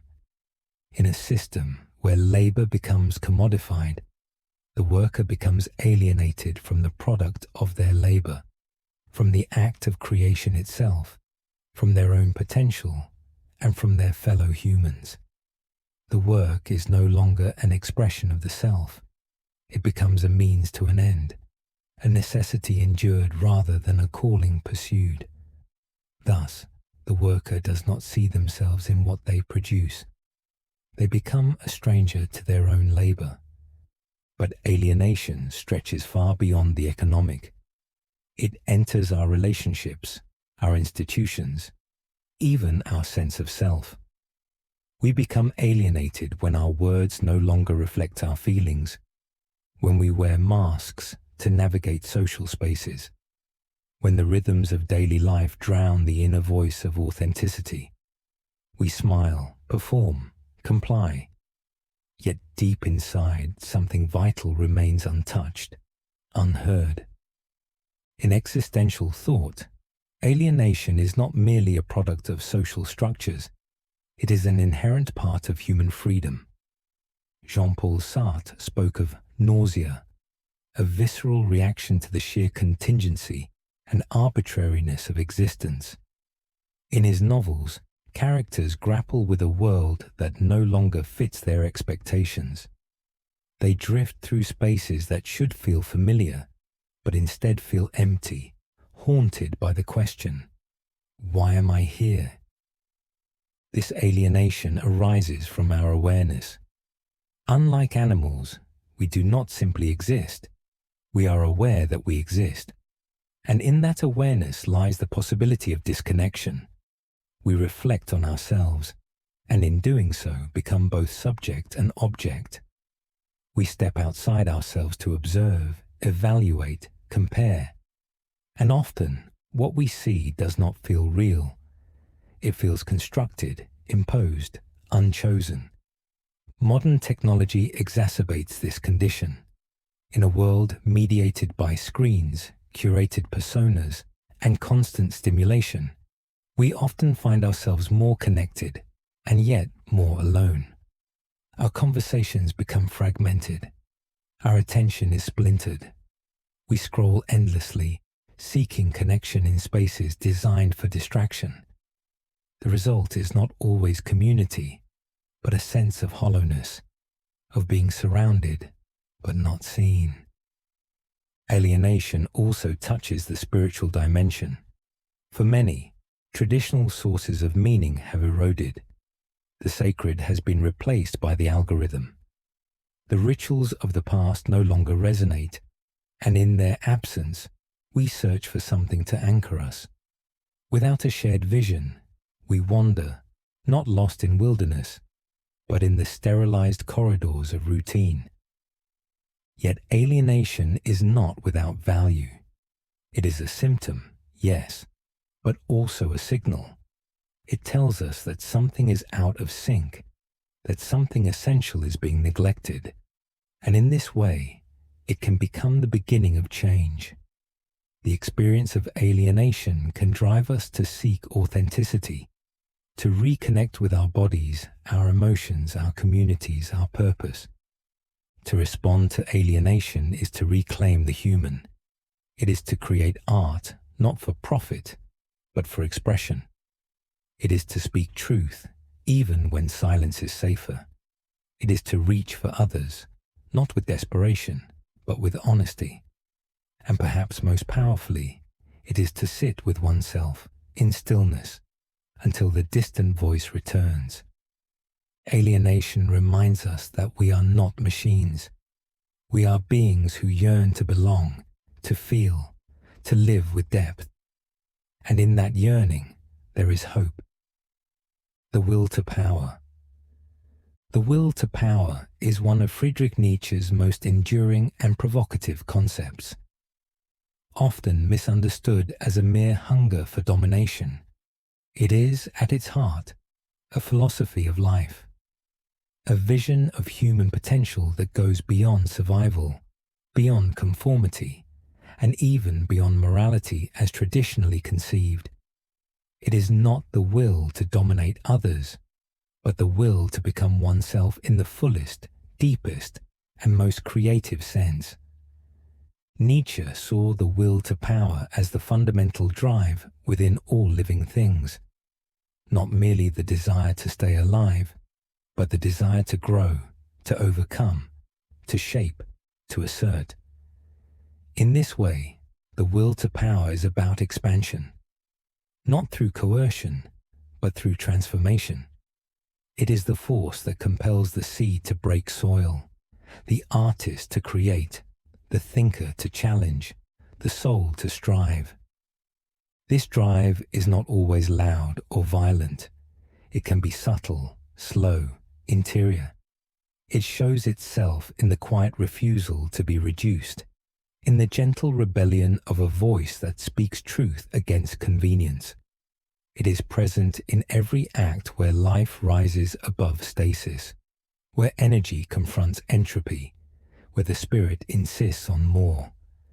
For Nietzsche, traditional morality, especially the kind rooted in religious asceticism, was a form of life denial.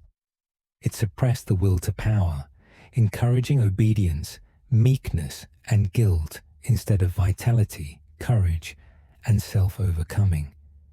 He saw this as a distortion of the human spirit, a way to keep people small, to prevent the emergence of what he called the Übermensch, the overman. The Übermensch is not a tyrant or a conqueror, but a creator of values, someone who lives beyond the categories of good and evil, who dares to craft meaning in a world without absolute truths. This being is the embodiment of the will to power, not as brute force, but as creative force, as inner fire. The Übermensch says yes to life. in all its complexity, its suffering, its beauty. They do not wait for redemption. They become the redemption. To live by the will to power is not to seek control over others. It is to master oneself. It is to take one's suffering and transmute it into strength, to turn chaos into form, to embrace struggle as the crucible of becoming. It is a life lived not in reaction, but in affirmation. A life where one is the sculptor, not the sculpture. This idea challenges the modern tendency toward comfort and safety. The will to power calls for risk, for adventure, for boldness in thought and action. It does not seek the path of least resistance. It seeks resistance itself as the necessary condition for growth. What does not kill me makes me stronger, Nietzsche declared, not as bravado, but as a profound insight into the nature of resilience. Yet the will to power is not a license for cruelty or egotism.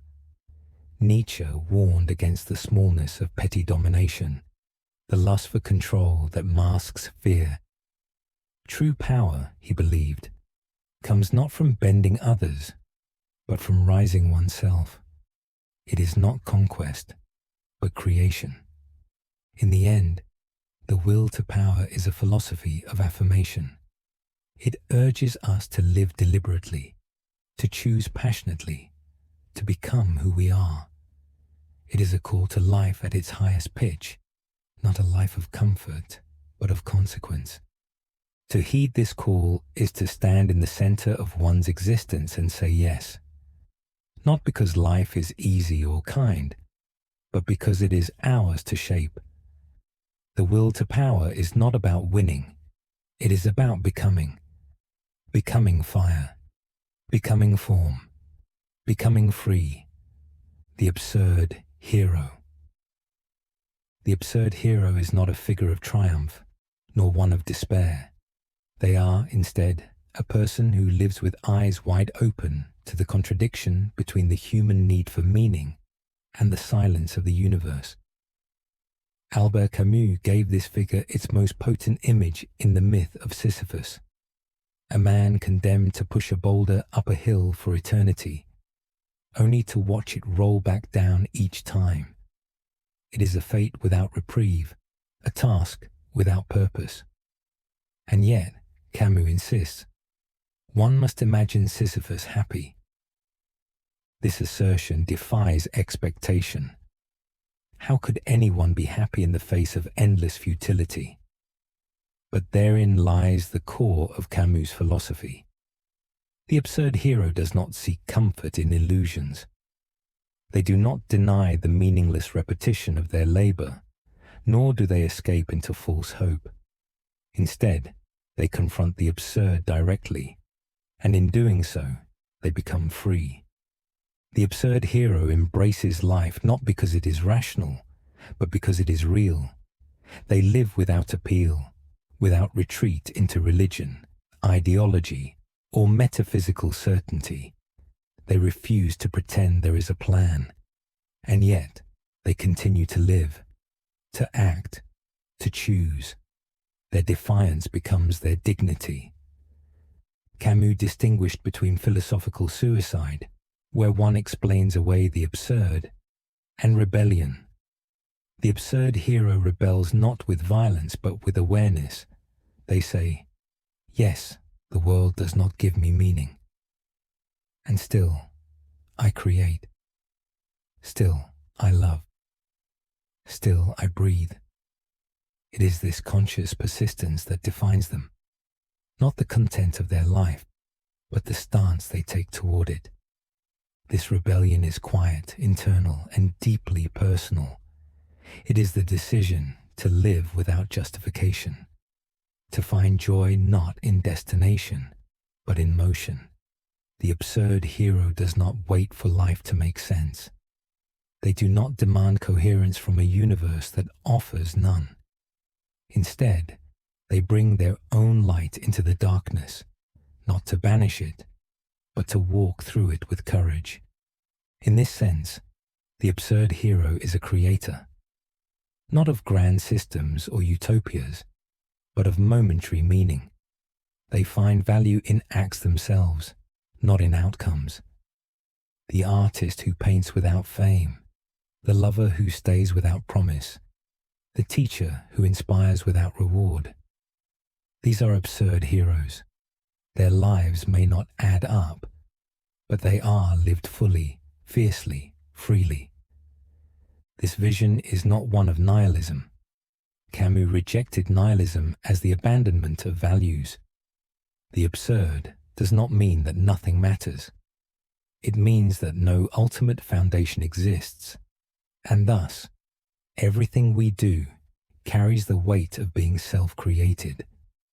We are responsible for meaning, not as receivers, but as inventors. This burden is also our power. The absurd hero knows despair, but does not dwell in it. They do not deny suffering, but neither do they become its servant.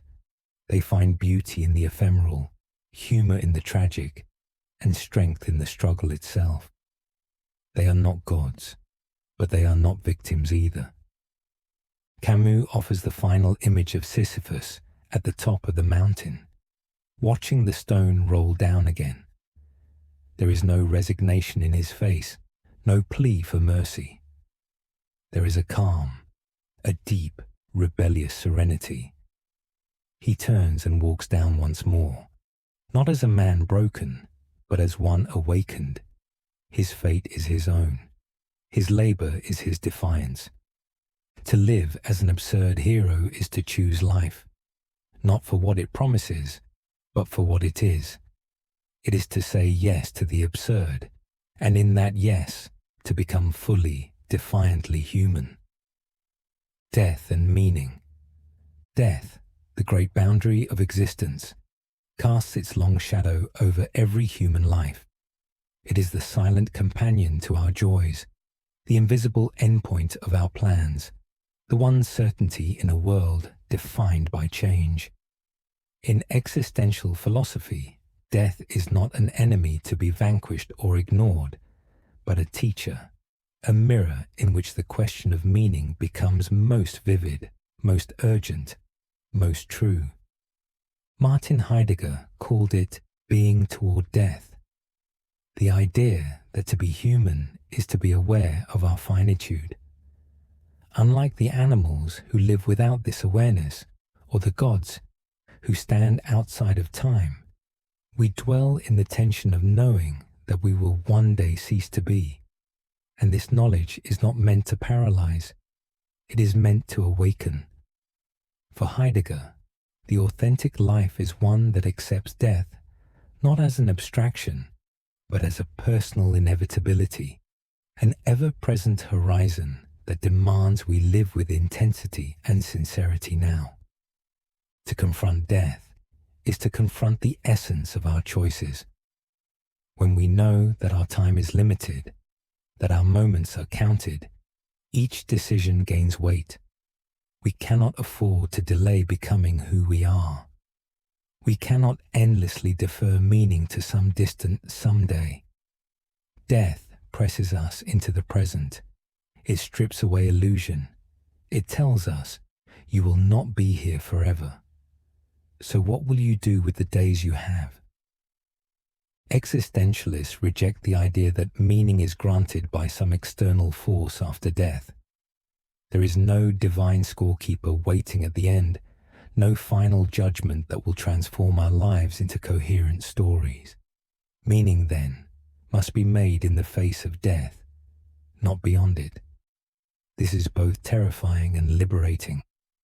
It means that what we do matters, not because of eternal reward, but because this is the only life we know. The finiteness of life does not render it meaningless. On the contrary, it makes meaning possible. A book without an ending is not a story. It is a sequence. A song that never concludes loses its form. Death is what gives shape to life, what lends urgency to our becoming. It is not the negation of meaning. It is the condition of it. In the face of death, people have turned to art, love, connection, and creativity. These are not escapes from mortality. They are responses to it. They are the ways we say, though I must die, I lived. A poem, a memory, a gesture of kindness. These do not conquer death, but they transcend it in their own fragile human way. Viktor Frankl, a Holocaust survivor and existential psychiatrist, argued that meaning is what sustains us even in the darkest places.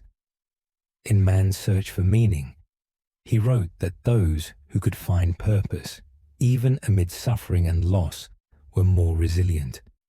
For Frankl, the question was not, what do I expect from life, but what does life expect from me?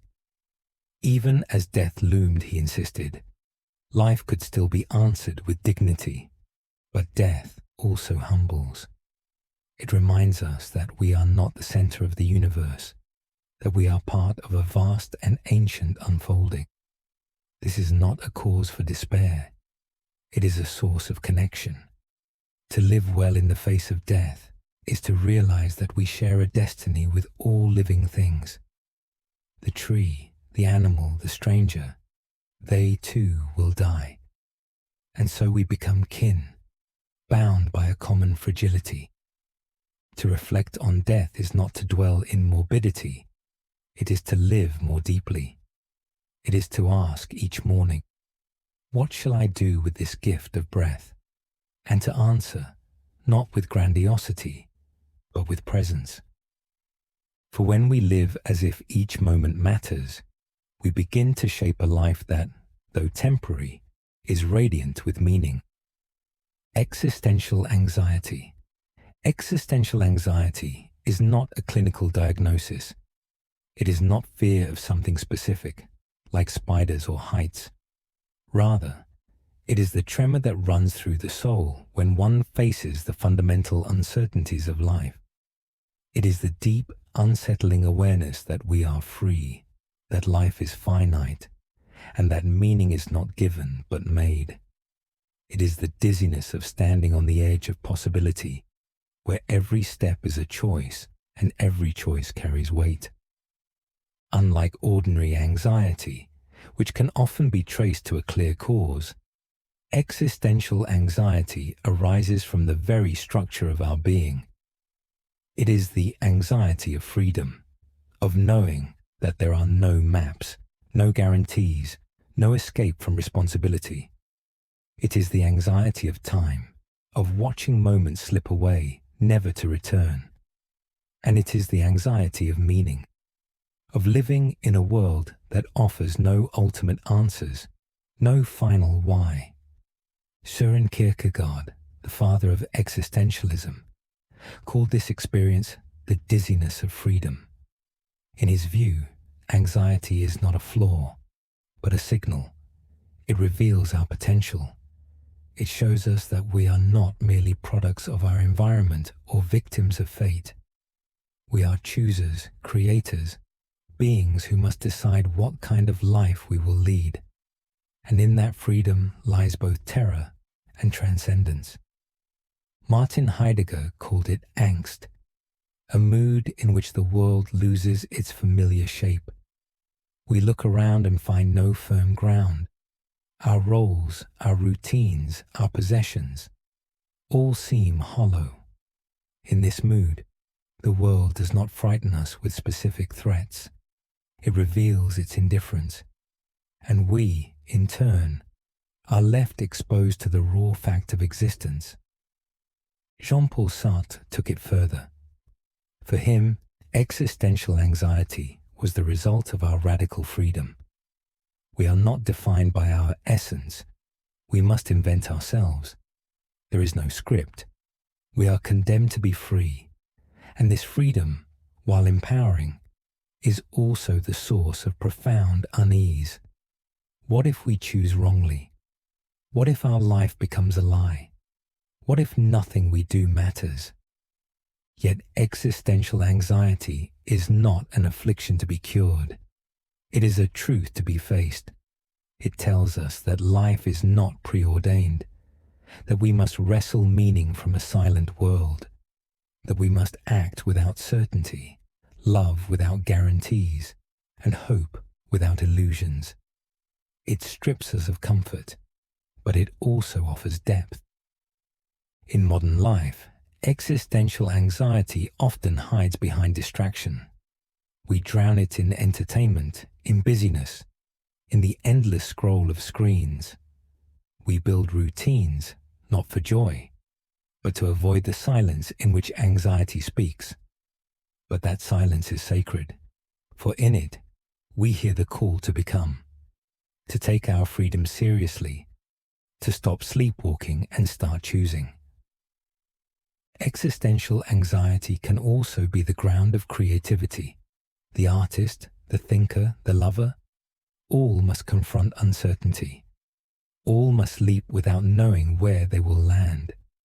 Anxiety sharpens our vision. It clarifies what matters. It demands that we live deliberately. To live with existential anxiety is to be awake in a world that prefers sedation. It is to feel deeply, think clearly, and act bravely, even when the future is unknown. It is to accept that we will never have all the answers, and to live with that lack, not as a wound, but as a horizon. The goal is not to eliminate anxiety. It is to befriend it, to let it guide us toward authenticity, to use it as a compass pointing to the places where we are most alive.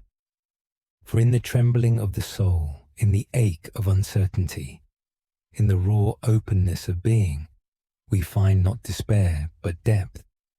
We find the first stirrings of a life lived in truth. Rebellion and revolt. Rebellion and revolt, in the existential sense, are not simply political gestures. They are metaphysical stances. They arise from the recognition that the world does not offer inherent meaning.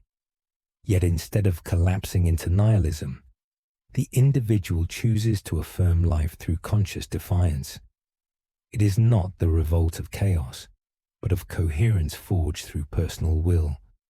In rebellion, we say no to injustice, no to absurdity, and yet, through that no, we also say yes to dignity, to value, to life. Albert Camus explored this deeply in The Rebel, arguing that revolt begins in the heart of the human spirit. It is the moment we draw a line and declare, this much and no further. It is a refusal to be crushed by the absurd. It is a resistance to suffering, not in hope of eliminating it entirely, but in insisting that it matters. The rebel does not deny the pain of existence. They affirm that pain must never become the law. Rebellion is rooted in awareness. It arises when we see the world clearly, not as we wish it to be, but as it is, and choose to act anyway. It is not an escape from reality, but an engagement with it. The rebel accepts that life is imperfect, often cruel, frequently senseless, and yet, instead of withdrawing or submitting, they step forward. They create, they protect, they challenge. This act of revolt is not fueled by hatred, but by love. Love of justice, love of freedom, love of humanity in its fragile, flawed form. The rebel does not believe in perfect outcomes. They believe in the struggle itself, in the simple truth that action matters, even when the odds are overwhelming. To revolt is to stake one's soul against despair and refuse to surrender. In this way, rebellion becomes a moral stance. It is a commitment to the idea that suffering is not acceptable, that oppression is not to be normalized, that silence is not neutrality, but complicity.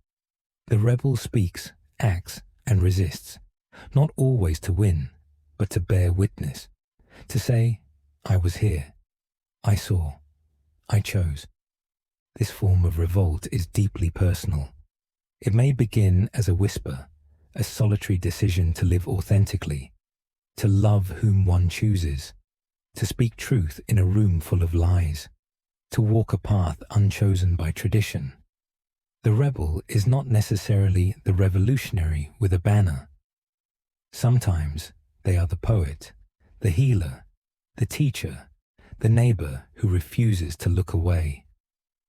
Camus insisted that rebellion, rightly understood, leads to solidarity. When we rebel for ourselves, we often find we are rebelling for others too. Our defiance becomes shared, a bridge between beings who recognize the same injustice, the same absurdity, the same need for a different way. Through rebellion, we rediscover community, not of dogma, but of dignity. And yet, revolt must remain human. When rebellion becomes ideology, when it forgets the individual in favor of abstractions, it risks becoming what it once opposed. True rebellion stays grounded in the value of human life, the particular, the personal. It does not sacrifice the few for the many. It honors both. In a world fraught with systems that dull the senses and numb the soul, rebellion is the act of waking up. It is the refusal to go quietly.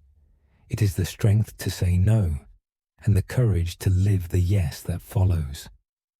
To rebel is not to destroy. It is to refuse to be destroyed. Authentic love. Authentic love, in the existential sense, is not built on fantasy or possession. It is not about merging into another or completing oneself through another. Instead, it is the meeting of two free beings who choose again and again to stand beside one another, not out of need or illusion, but out of recognition and respect. It is a love that honors freedom, difference, and the fragile, profound act of staying. Jean-Paul Sartre, often thought of as a philosopher of freedom more than love, wrote deeply about the tensions love introduces. In being and nothingness, he argued that to love another is to want to be the beloved's whole world, and yet also to want them to choose you freely. This contradiction lies at the heart of authentic love, the desire to be essential and the requirement to allow the other their freedom. Authentic love does not seek to cage the beloved. It does not demand that they become someone they are not. Instead, it embraces the other in their full subjectivity. It recognizes that the person we love is not ours, not a mirror of our own desires, not a solution to our loneliness. They are themselves, free, unknowable, and real. This kind of love requires vulnerability. It is not built on security or certainty. It grows through risk. For to love authentically is to open oneself to loss, to change, to rejection.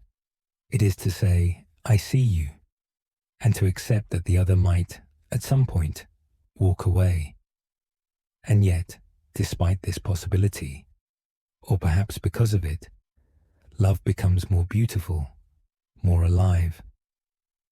Simone de Beauvoir, Sartre's lifelong partner and philosophical equal, expanded this view by asserting that love, when rooted in freedom, becomes a moral relationship. It is not a transaction or a contract. It is a mutual project, a co-creation of meaning and value. In such love, both individuals are transformed, not through dependency, but through engagement. De Beauvoir warned against the myth of romantic fusion, the idea that two become one. For in fusion, individuality dissolves, and love becomes an erasure. Authentic love resists this temptation.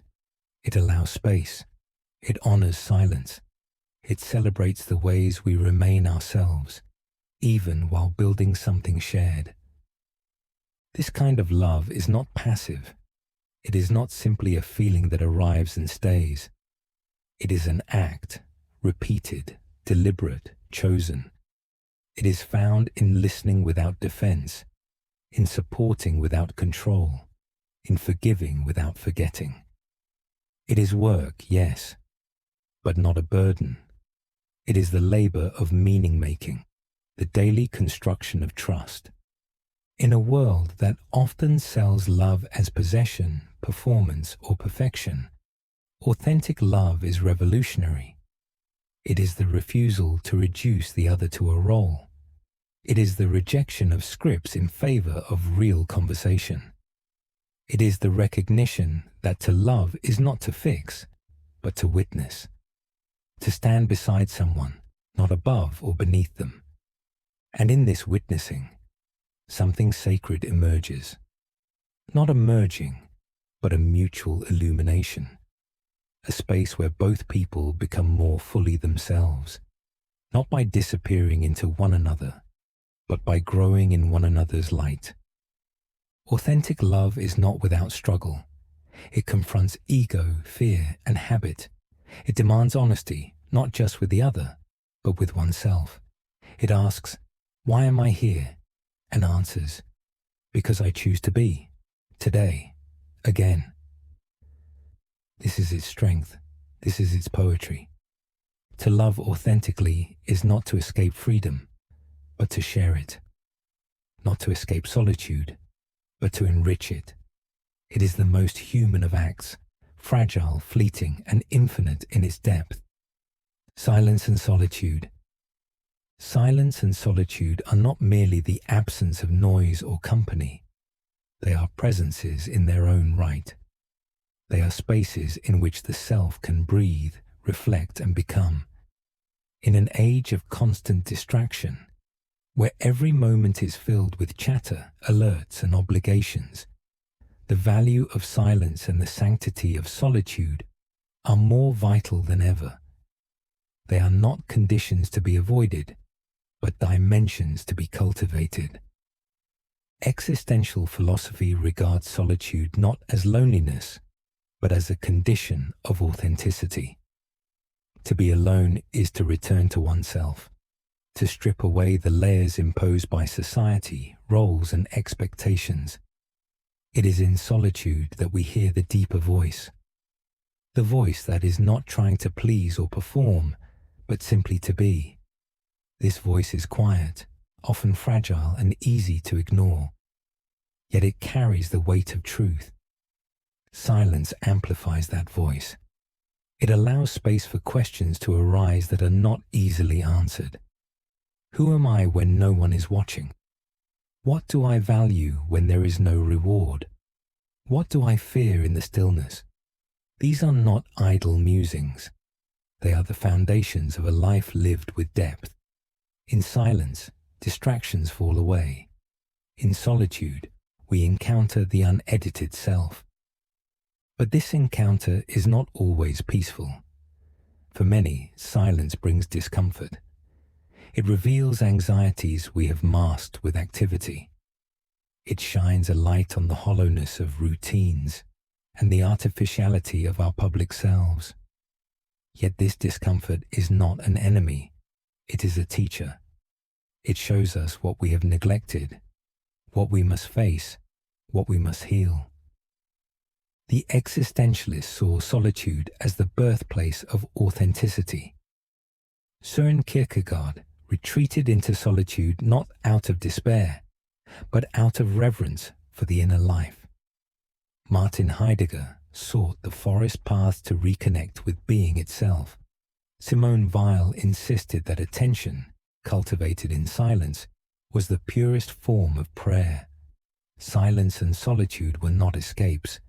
They were engagements with the real. In silence, we remember our mortality. We feel the brevity of life and the weight of time. But we also find the ground of renewal. From silence comes creativity. From solitude comes the vision that cannot be heard above the noise. Many of the world's greatest insights, poems, and transformations have emerged not from conversation, but from contemplation. To be alone is not to be isolated. True solitude is not loneliness, but fullness, a return to source. It is the space where love for the world begins.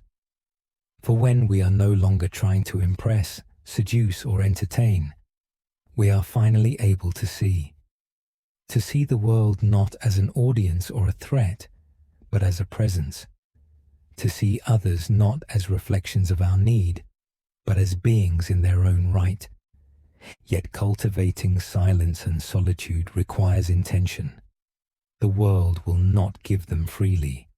We must carve out time, guard it, and enter it not with an agenda, but with openness. We must sit without the need to solve, walk without the need to arrive.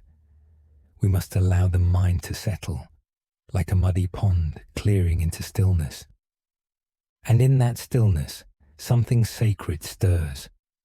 A whisper, a pulse, a remembrance that we are more than our roles, our tasks, our names.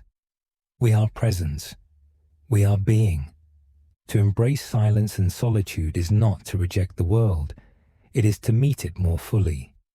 It is to return from the depths with something real. A truth, a tenderness, a strength that no noise can drown. Becoming and the self. Becoming is the existential understanding that the self is not a fixed entity, but an ongoing process. It is not something we discover fully formed, waiting beneath the surface. It is something we forge, act by act, choice by choice, day by day. The self, in this view, is not a noun but a verb. It is a movement, a project, an unfolding. This idea cuts against the comforting illusion that we are born with a singular, essential identity that merely waits to be found. Existential thinkers like Jean-Paul Sartre and Simone de Beauvoir rejected that notion. For Sartre, existence precedes essence. We are not born with a purpose. We are born, and then we create purpose. We are first and foremost free. And from that freedom, we shape who we become. To become is to accept responsibility for one's own existence. It means that we are the authors of our lives, and that no one else can write our story for us. We do not inherit a ready-made self. We construct it, often in tension with the world around us. This is not an easy task. It demands reflection, courage, and a willingness to confront failure. The self is not constructed in isolation. We become through our encounters, with others, with suffering, with love, with work, with solitude. Every experience we face leaves a mark, and yet we are not prisoners of our past. The beauty of becoming is that it is never finished. Each moment carries the possibility of renewal. We are allowed to change. Kierkegaard spoke of the self as a task. It is not something we have. It is something we must do. To avoid that task is to fall into despair. Not the despair of sorrow, but the despair of avoidance. The despair of refusing to become what we are capable of being. The despair of living as a copy, a mask, a role imposed from outside.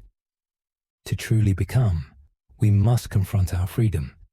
That freedom is both a gift and a burden. It means that our future is open, but also that there are no guarantees. No one can tell us what to be. No path is given.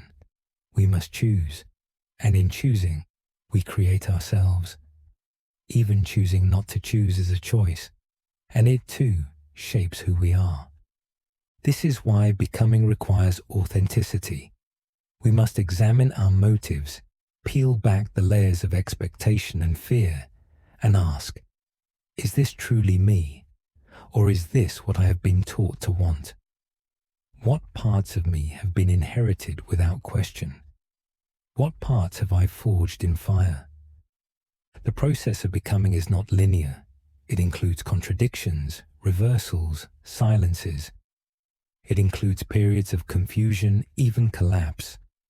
But these are not failures. They are part of the journey. The self is not a statue to be carved, but a flame to be tended.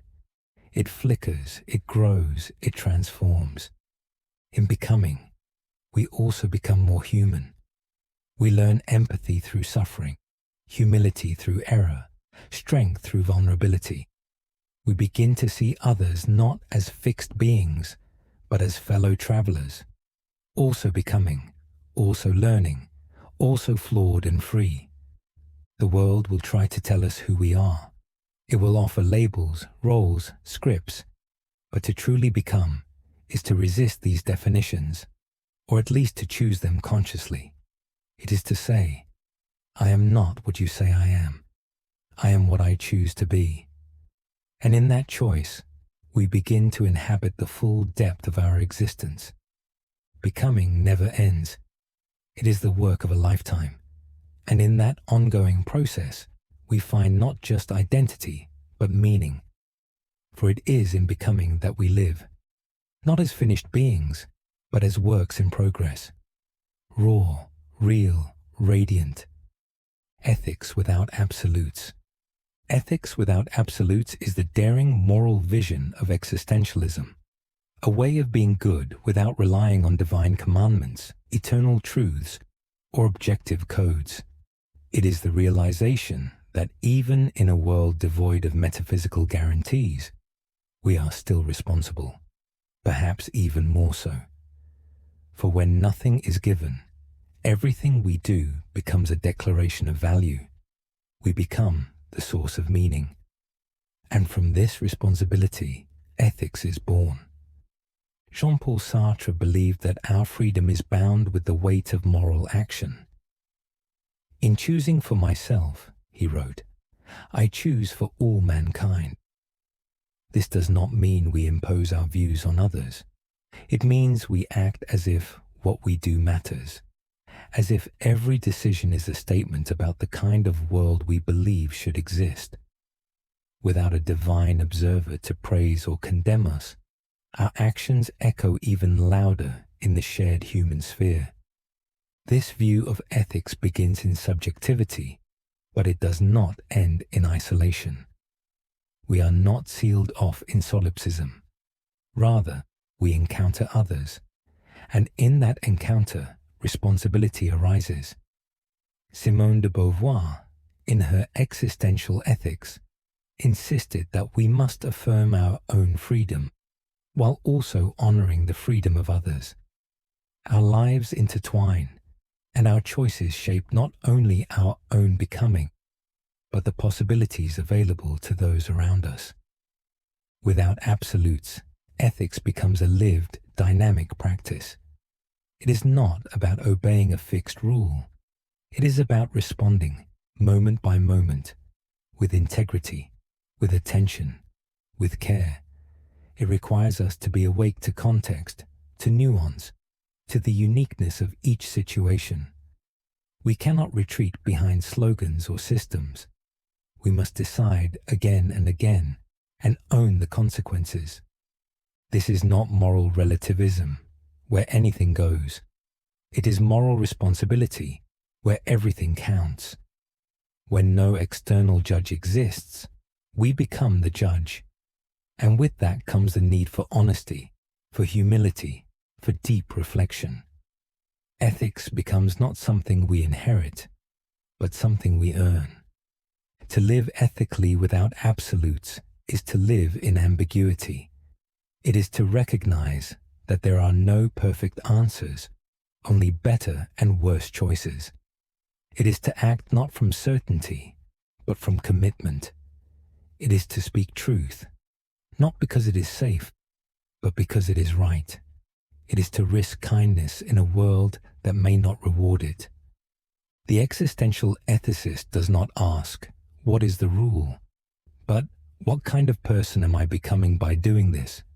What kind of world am I helping to create? Does this act affirm or diminish human freedom? These are not simple questions, but they are the heart of moral life. This form of ethics is often forged in tension. It asks us to care deeply, but without guarantees, to love others while knowing they may leave, to stand for justice without assurance of victory. It is the ethic of the rebel, the artist, the witness, those who act not because they are certain, but because they cannot do otherwise. And this, perhaps, is the deepest truth of ethics without absolutes, that in the face of uncertainty, we still choose to care, that even when no one is watching, we still try to do good, that in a world of shifting sands, we plant our feet and say, "Here I stand." There is nobility in this stance. It is not grounded in eternal laws, but in human dignity. It grows not from fear of punishment or hope of reward, but from the love of life, of others, of freedom itself. To live ethically without absolutes is not to live without guidance. It is to make one's life the guide, and to walk, not perfectly, but consciously, toward what is just, what is compassionate, what is true. The burden of choice. The burden of choice is the weight of freedom felt in every moment we are asked to decide. It is the existential realization that our lives are not dictated by fate, divine decree, or predetermined essence, but by the decisions we make, the paths we walk, the values we affirm. In the absence of a script, we are the authors, and with that authorship comes responsibility, sometimes overwhelming, sometimes paralyzing, but always inescapable. Jean-Paul Sartre captured this with stark clarity. We are condemned to be free. Condemned not because freedom is a punishment, but because it is non-optional. We do not choose to be free. It is simply our condition. Even in refusing to choose, we are making a choice. Even in silence, we are speaking. We cannot opt out of the role of creator in the narrative of our existence. This freedom, though empowering, is often experienced as a burden. Why? Because there are no absolute guidelines, no cosmic guarantees, no certainty that we are choosing right. Each decision opens one door but closes another. Each choice is a commitment that shapes not only our future, but our identity. In choosing, we reveal who we are. The burden of choice is not limited to grand life-altering decisions. It is felt in the everyday, how we spend our time, how we treat others, what we prioritize, what we ignore. Each small act accumulates. Each yes or no adds a line to the story. We may wish for someone else to decide, to tell us what to do. But the existential perspective reminds us, no one else can. This can feel like a kind of existential vertigo, a dizzying encounter with too many possibilities. In such moments, we may long for certainty, for someone to assure us that we are on the right path. But there is no such assurance. There is only our conscience, our awareness, our willingness to own the consequences of our freedom. Yet the burden of choice is not a curse. It is the gateway to authenticity. It is what allows us to shape a life that is truly ours. Without this burden, we would be passengers. With it, we are pilots, flawed, unsure, but fully alive. To bear this burden with courage is to reject bad faith, the existentialist term for living in denial of our freedom. Bad faith is when we pretend we are determined by circumstance, by biology, by others. It is when we hide behind roles, traditions, or excuses. But no mask can fully obscure the truth that we are choosing beings, that even when the world pushes us, we still decide how to respond. The burden of choice also reveals our values. We cannot choose without implying that some things matter more than others. Thus, each act is not just practical, it is ethical. We are declaring through action what we believe a good life consists of. And this declaration is not private. It echoes in the world we help to create. Living with this burden means accepting that we will sometimes make mistakes, that we will regret, revisit, and revise. But it also means recognizing that we are not prisoners of the past. We are beings of possibility. We can choose again. We can begin again. The burden of choice is heavy because it is sacred. It is the source of meaning. It is how we transform time into life, decision into destiny. It is how we become ourselves. So when the moment comes, when the options stand before us and no voice tells us what to do, we must remember it is ours to choose, ours to carry. And in that burden lies our dignity, not because we always choose wisely, but because we have the courage to choose at all. The search for meaning. The search for meaning is not a luxury. It is a necessity. It is the pulse beneath every question we ask, every path we take, every sacrifice we make. It is the silent longing that drives us to create, to connect, to endure. And yet, meaning is not something we stumble upon in the world like a hidden treasure. It is not given, it must be made. And that act of creation is the deepest expression of our freedom. Existentialists understand that we live in a universe that offers no pre-written story. There is no master script waiting to be revealed.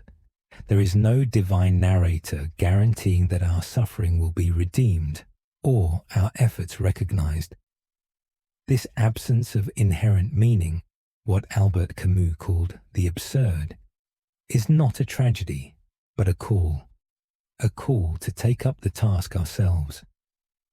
Viktor Frankl, a psychiatrist and Holocaust survivor, saw this search for meaning as the core of the human spirit. In his concentration camp experience, he witnessed firsthand that those who could find even a flicker of purpose, whether in love, memory, or the hope of helping others, were more likely to survive. He who has a why, Frankl wrote, can bear almost any how. Meaning, then, is not comfort. It is not ease. It is something fierce and luminous that arises when we decide that our lives, despite suffering, are worth the struggle. It can be found in the smallest of things, a gesture of kindness, a work of art, a shared silence. It does not require certainty. It only requires presence and commitment. The search for meaning is often confused with the pursuit of happiness, but happiness is fleeting, a byproduct of favorable circumstances. Meaning is deeper. It sustains us in grief, in failure, in solitude.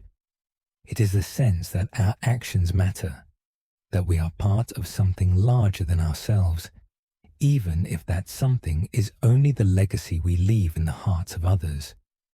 To seek meaning is to ask, why am I here? But in the existential view, we must also answer, because I choose to be. This shifts the question. It moves us from passivity to agency, from waiting to creating. Meaning does not arrive fully formed. It is built, lived, and often discovered only in hindsight. There is no one meaning that fits all. Each life must shape its own. For one person, it may lie in raising a child. For another, in speaking truth to power. For another still, in walking alone among trees, listening for a voice not heard by others.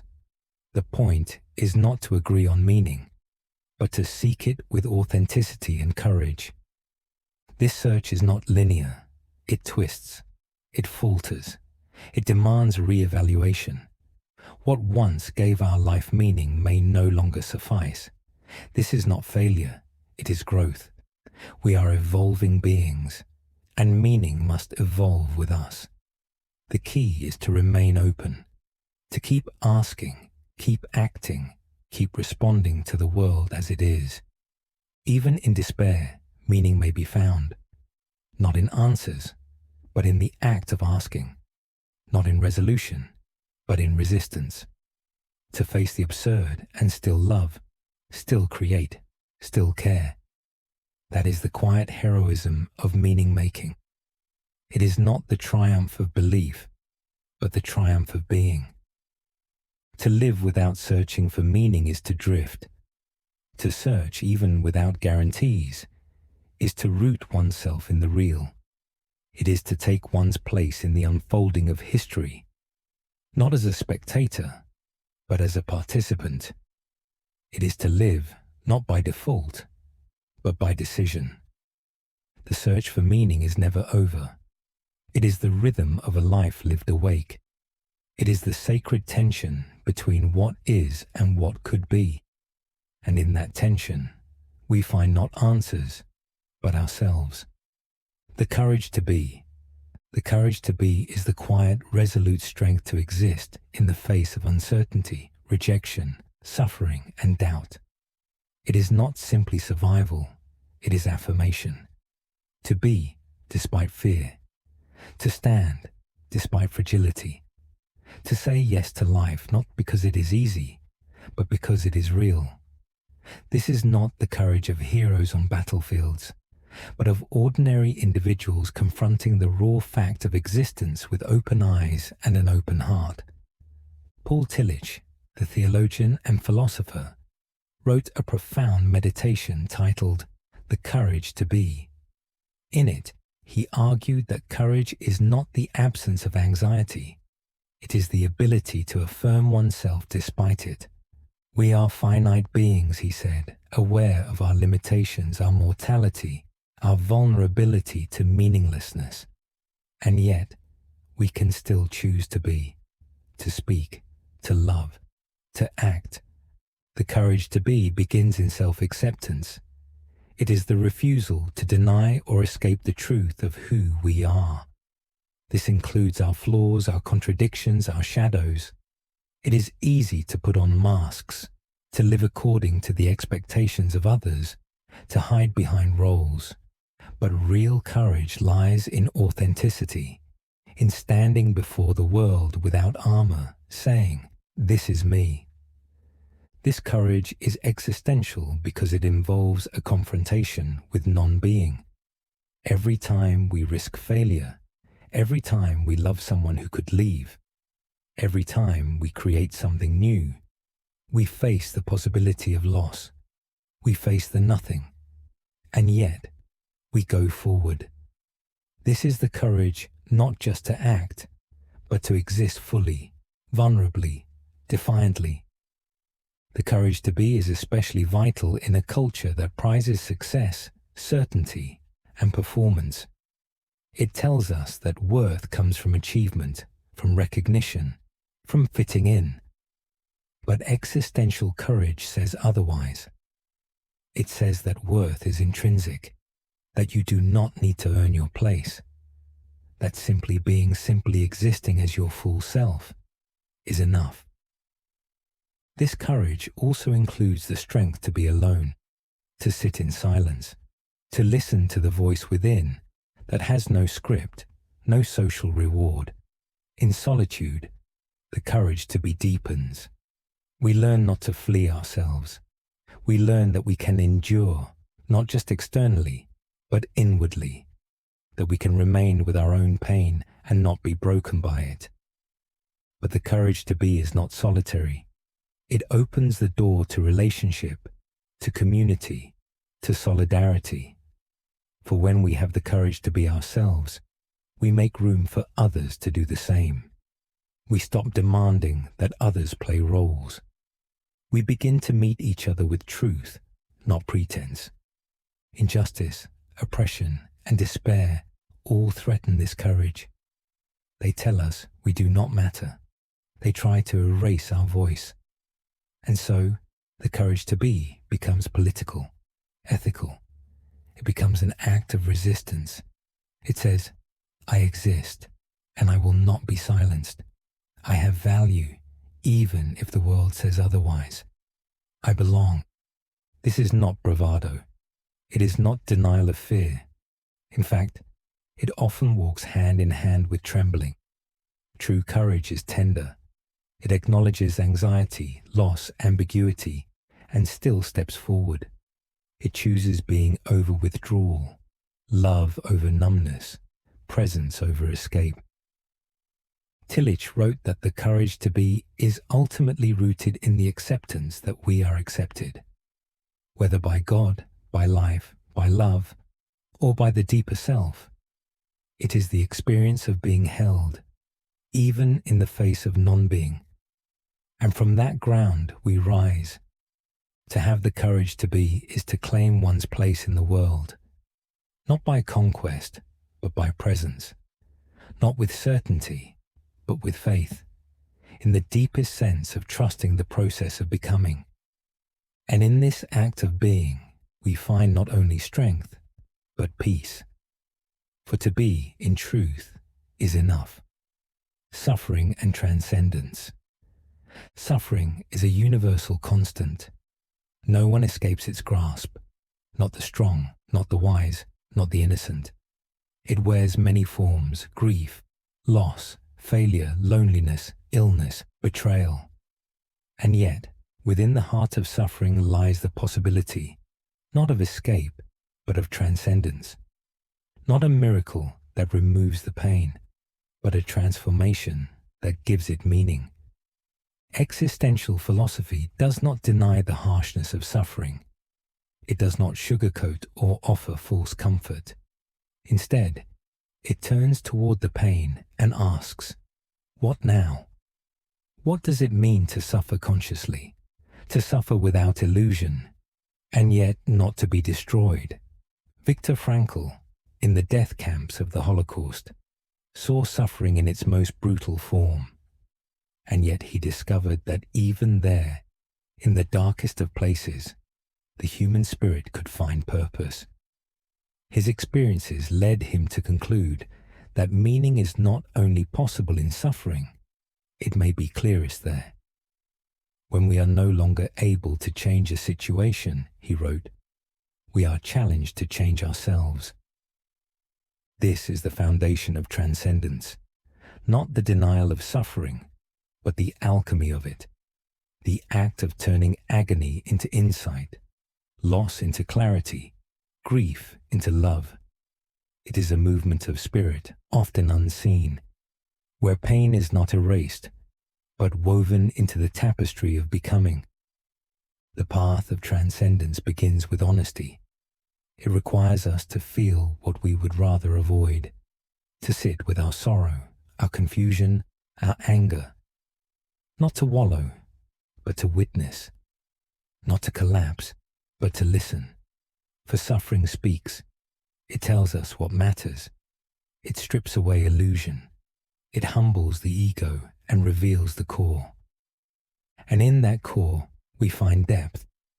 We find that beneath the surface self, the one that chases ease, praise, perfection, there is another self, a self that knows how to endure, a self that learns to bend without breaking, a self that, in the darkness, becomes luminous. Transcendence does not mean that suffering disappears. It means that we rise with it, that we carry it forward, not as a wound alone, but as a teacher. This is not passive endurance. It is active transformation. It is the forging of meaning where none seem possible. Many who have suffered deeply describe this shift, a quiet strength that follows devastation, a new clarity of values, a softened heart. They do not say the pain was good, but they often say it changed them, it refined them, it revealed to them the essential over the trivial, it deepened their compassion. In this way, suffering connects us. It breaks the illusion of separateness. When we recognize our own pain mirrored in another's eyes, we become capable of profound empathy. We see that all lives carry shadows, and we begin to walk more gently, more kindly, more truly. Transcendence also opens a doorway to the spiritual, not in doctrine, but in presence, in the silence after tears, in the stillness of surrender, in the awe of being alive, even in the wake of ruin. It is here that many speak of grace, not as an escape, but as a return to what is most real. To suffer is human, but to rise from suffering, to bring beauty out of brokenness, to create where there was collapse, that is the work of the soul. That is the act of transcendence.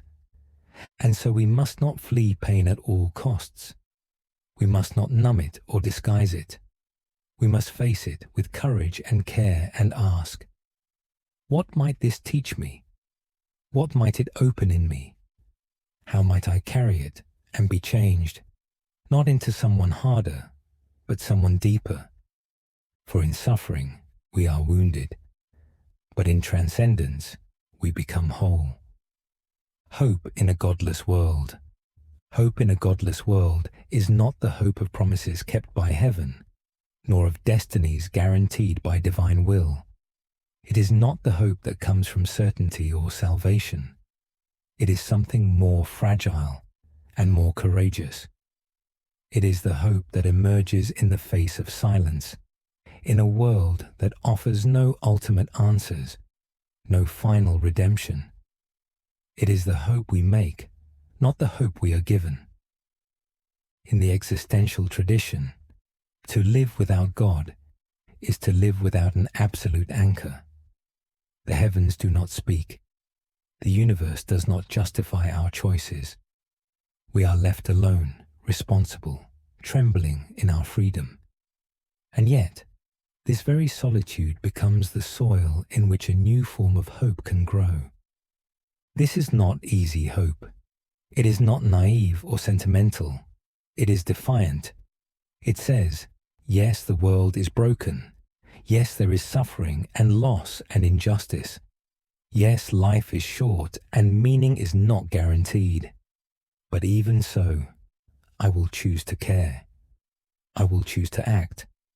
I will choose to believe that beauty is worth creating, even if it fades. Albert Camus, who rejected the idea of God yet refused to embrace despair, wrote, "In the midst of winter, I found there was, within me, an invincible summer." This is the core of secular hope, not belief in miracles, but belief in resilience. Not faith in a plan, but faith in the capacity of the human spirit to endure, to imagine, to create. Hope, in this view, is not an escape from absurdity. It is a response to it. It is the decision to build meaning even when the foundation is uncertain. It is the act of planting seeds in soil that may never see the harvest. It is not optimism, it is courage. To hope in a godless world is to look at a child, at a work of art, at a moment of kindness, and say, this matters, not because it is eternal, but because it is real, because it is here, because it is ours. This hope does not need to be loud. It can be quiet, gentle, even trembling. It is the whisper that keeps someone going in the dark. It is the silent vow made after loss. I will not give up. I will not close my heart. I will not stop trying. This kind of hope is radical because it requires us to take full responsibility. There is no higher power to save us, no destiny to fulfill. We must save each other. We must shape the world with our hands, our voices, our love. And we must do so knowing we will fail, knowing we will fall short, and doing it anyway. It is in this act of choosing hope that we become fully human. We affirm life not because it is easy or fair, but because it is the only life we have. We become rebels not against suffering alone, but against the temptation to stop caring. Hope, then, becomes a form of rebellion, a refusal to let the absurd have the last word, In a godless world, hope is not passive. It is not waiting. It is doing. It is making the next right choice, speaking the next true word, offering the next kind gesture.